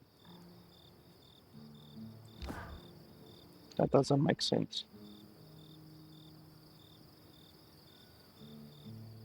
Yeah, the design on this one is really weird because even none of these give any benefit to the thing, only this one does. So that's really, really weird. Okay, so 29, 15, 5, 27. So it's basically 30 and 20 in total, 30, 20. Whereas my current one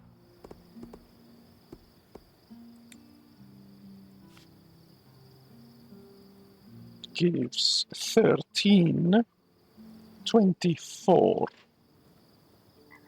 So yeah, the other one definitely gives a lot more defense, but it gives 5 less total resistances. And this one, actually, I used some pretty shitty resources on this one, so like I could make it... Okay, well, that's only 4 better. That one is very good, but yeah, I don't want to use such good resources on it. I'm probably not gonna do that, even though it does increase the armor by 5 and the resistances by 6. So that's a pretty big upgrade. Over here I can definitely swap something around like that over there, but that only gives me one benefit essentially.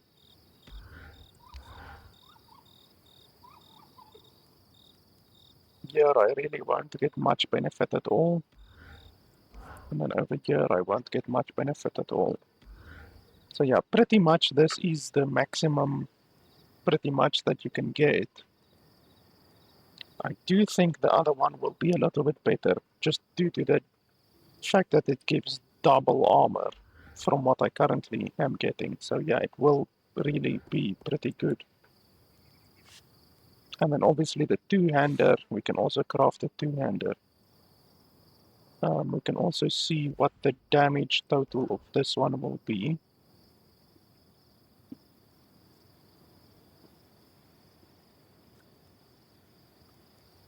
Holy schmoly.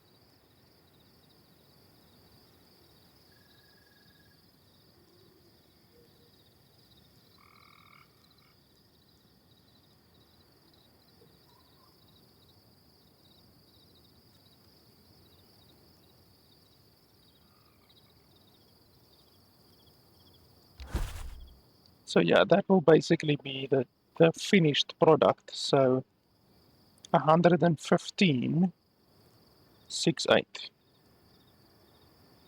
So let's compare that with my current one, which is 70.1110. So yeah, that's a lot more damage. It's almost double, not quite double. That's very good. I just wonder, the attack speed, is the attack speed the same or not? Because they don't even say the attack speed. The weight is the same. Like the weight of this one is 9, and the weight of the other one was also 9, I think. So the weight, I don't know what impact the weight has on the attack speed, if it has any impact. So we can craft this one, test it out. So 31 calm steel. I'm not really going to be able to get calm steel. I'm not even sure where I got it. Surgeborn Talon. I mean, it's not a huge benefit over this.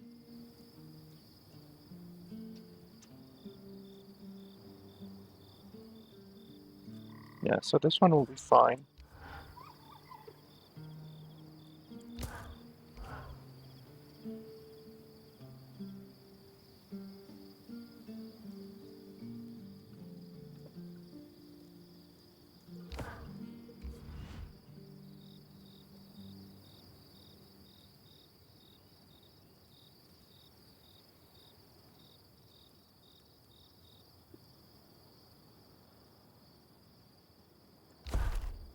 Sharper than you think.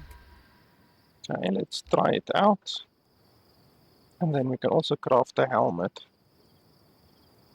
Bonus heat resistance. It doesn't actually say how much heat resistance bonus it gives. It just says bonus heat resistance, which really doesn't help at all.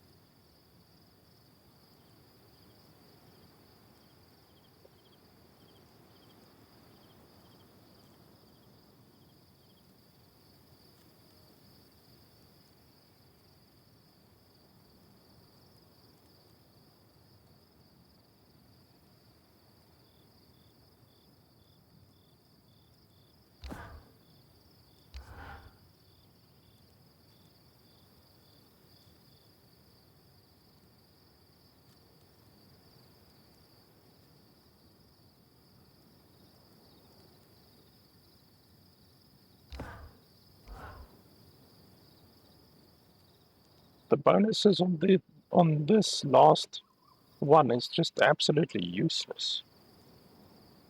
Like I've never seen an item craft give it so little benefits. I'm obviously gonna use iron there because that's the most resource that I have. Most people couldn't even stand straight wearing one of those. The Tarmakind helm is beautiful, Solar. Can't wait to test it out on an expedition.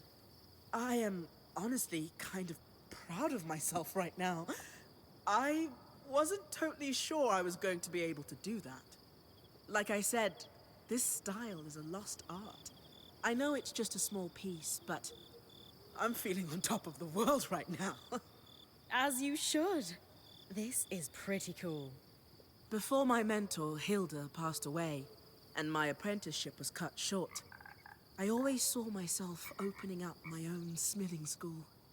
Specifically to pass on the Tarmakind techniques and prevent them from being lost for good. Feels like another lifetime now. Obviously that dream died with Hilda. It's been like 10 or 15 years since I've even thought of that.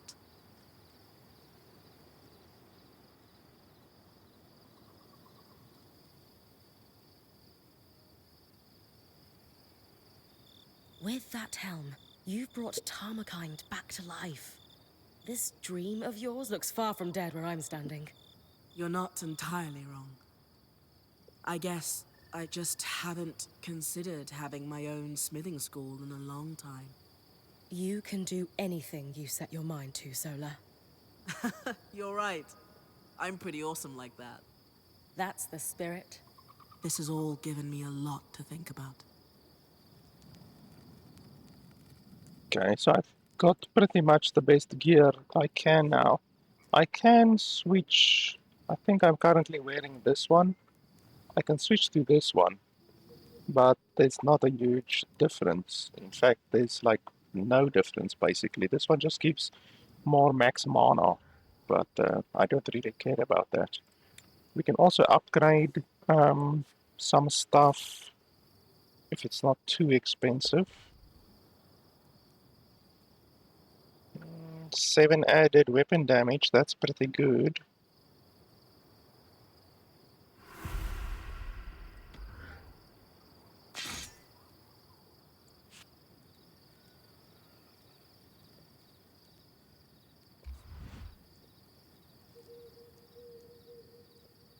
That's not bad.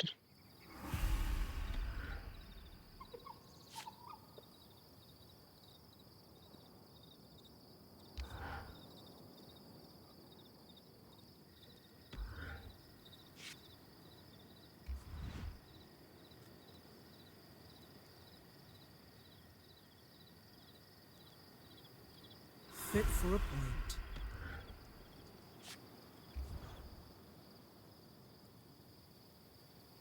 Pile cotton, I only have one pile cotton.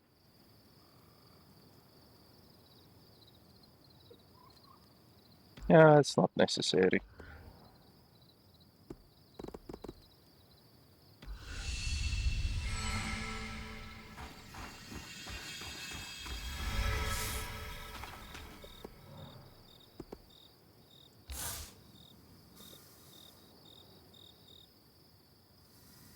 Oh, good. I caught you both.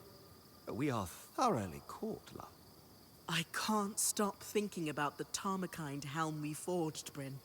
I'd written off my early training as a lost cause, but you've sparked my hope. We'll search high and low, Solar. To think of it.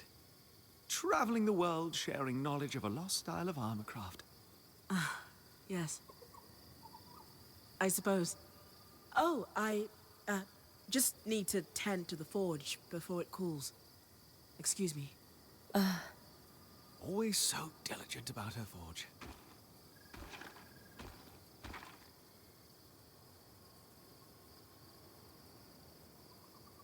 I don't think that was about her forge, Dom. Oh? I'm not sure what, but something's bothering her. Just a word to the wise. Bryn, you are a very good friend. And I know exactly what will lift her spirits. This may prove to be a bit of a challenge, but it's one I know you can handle. I need you to do some harvesting, pushing your magic into the pattern of a great foe so that you can tear a strand of its power free. This is a critical step for any point. We can only do so much from defeated foes. To push your own mantle requires a harvest. True. I'm looking forward to this. Our target will be an Ash Peak Drake. Strands torn from their patterns will allow you to conjure gouts of flame. Delightfully destructive. Our? Like all things our band tackles, it's a team effort. Whenever you pull a strand from a foe, I take that captured magic and weave it into your mantle. As a bonus, there are byproducts that I can use to make Solar a small gift. Win-win. I get magical powers, you get husband points. We know they've been flying in the skies above Dredger's Mire. It's just a matter of tracking one down and doing what you do best. My first Drake harvest. An exposed locus point on a large foe is an opportunity to wrest powerful strands of magic from these beasts. Strands take considerable effort and focus on Bryn's power to harvest. Hold E to pull the strand until they rip free. Okay. Hopefully we can't get attacked while we do that.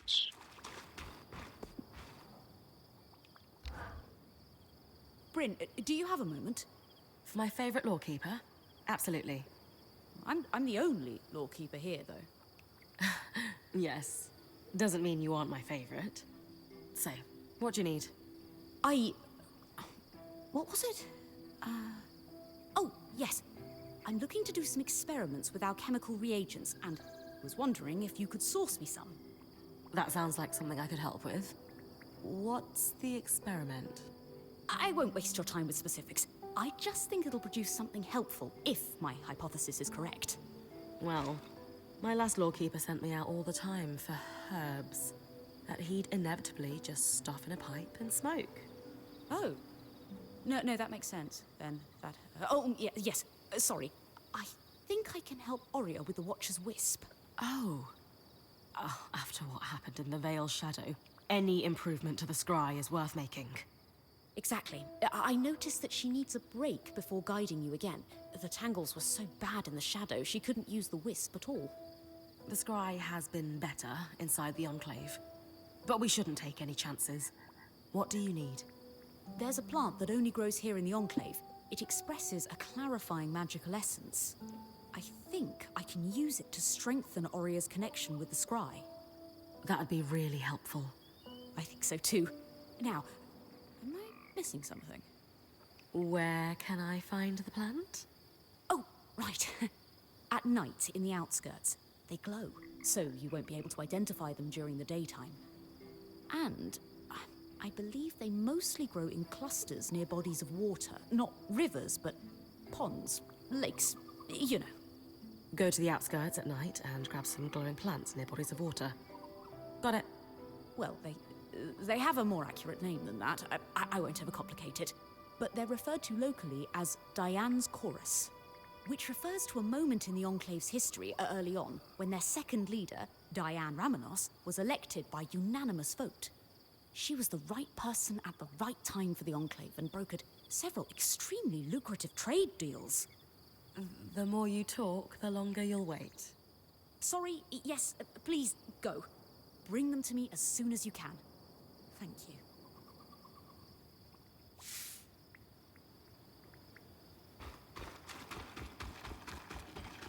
So what I want to see is, can we upgrade our inventory yet? No, for fuck's sake. Like, when can we upgrade our inventory again? This is getting irritating. I hate leaving resources behind constantly. Okay, so let's quickly see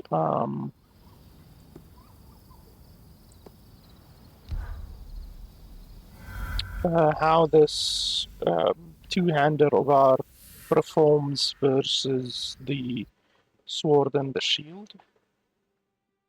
On the base item, it's like almost double the attack that we have now, So technically we should do almost double damage now. Okay, that's a right click attack, and then that's a left click attack. So let's see. Well, it's efficient at clearing a lot more stuff at once because it does sweeping attacks. The sword and the shield also was able of cleaving. It could also cleave, but this one really cleaves. Like this one does cleaving with a capital K. Trees emitted an alchemical sap. It was a sought after resource. What, this stuff? No, I guess not.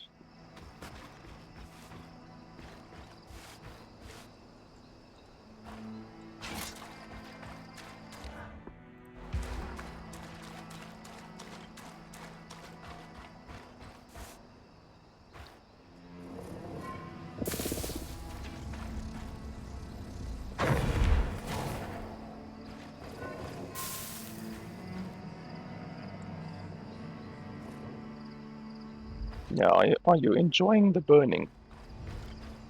I bet you are. Okay, they... Oh, why did that one explode?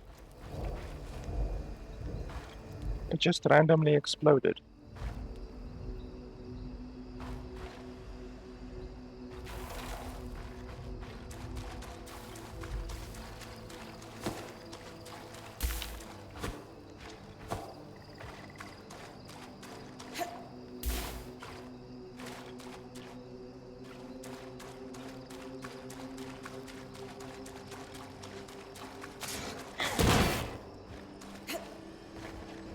Okay, so that's like poison in there. So you won't really be able to go in there. I can't release that one. So what am I supposed to do if I can't release it? I'm gonna get damage if I go in there, but I should be able to go in there and loot that thing and come back out again.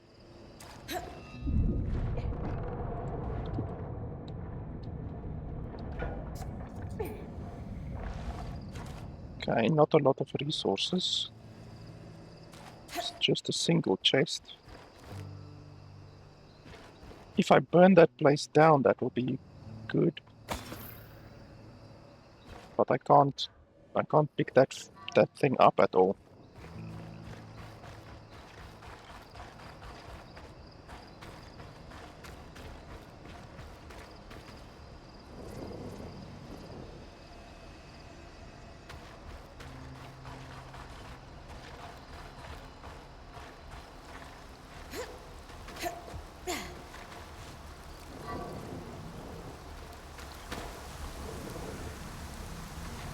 Probably for places like this, I'm gonna need the fire technique that we unlock later.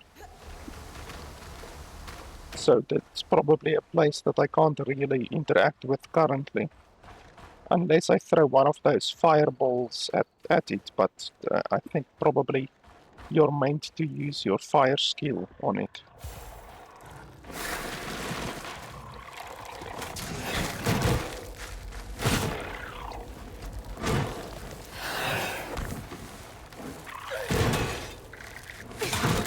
Okay, the attacking speed is ridiculously low. Like, it is horrifyingly low.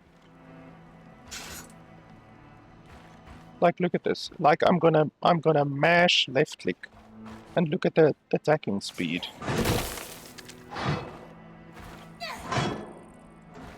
Like, look at that. It is insanely low. Why? Like, look at this attack speed. 1, 2, 3, 4, 5. 1, 2, 3, 4, 5. Like, it's way quicker. So it does do half as much damage as the two-hander does, but the two-hander attacks so fucking slowly. It's ridiculous.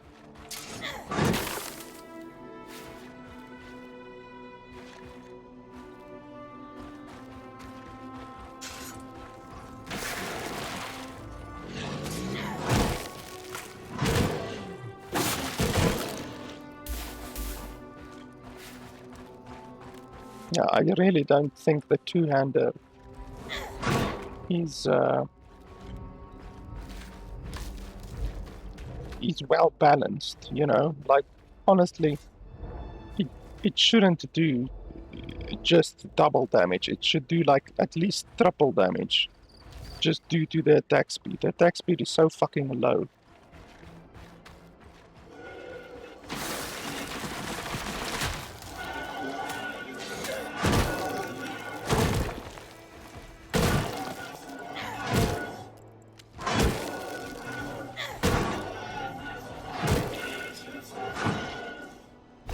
Seriously, the attack speed is insanely low.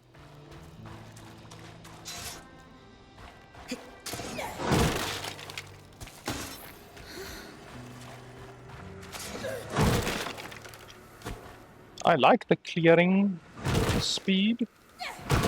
Clearing speed is very nice with resources, but for battles, like honestly, the shield might be a lot better for battles.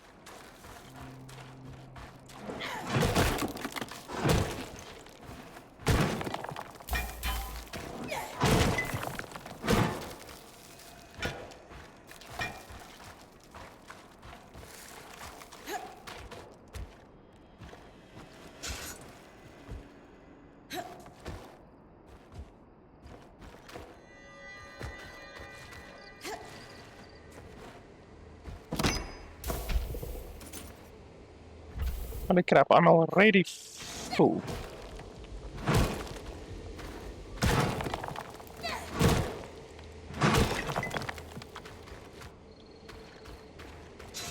How didn't I get anything from that?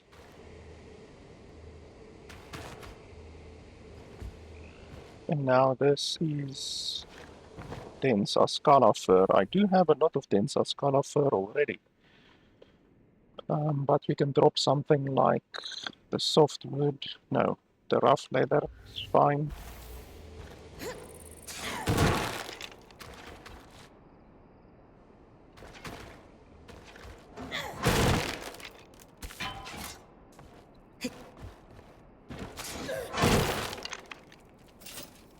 Bramite.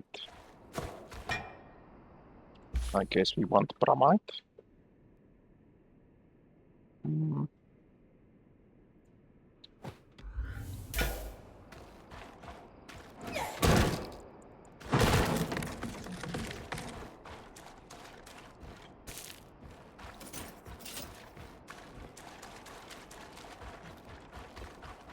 Okay, well, I just actually wanted to test out the two-hander, you know. Wanted to see if it's good or not before ending today. It's clearly not anywhere close to as good as I wanted it to be. I really think it's the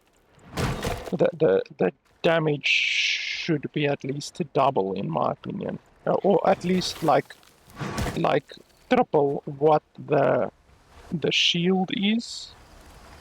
I think that would have been fair, considering the really low attack speed of the two-hander. Because yeah, the attack speed of the two-hander is ridiculous.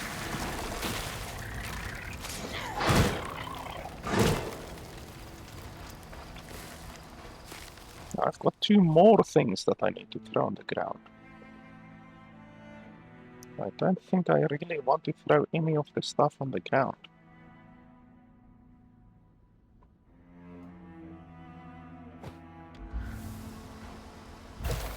Okay, so that one is blue, that one is also blue. So I should really be throwing down green stuff for the blue stuff. These ones are pretty good. Steel, I have a lot of steel actually. So yeah, I think I'm done for today. We still have this entire zone that we can explore, which obviously is probably gonna keep us busy for another 6 hours or so at least, I would say. So we've definitely still got a lot of stuff that we can explore.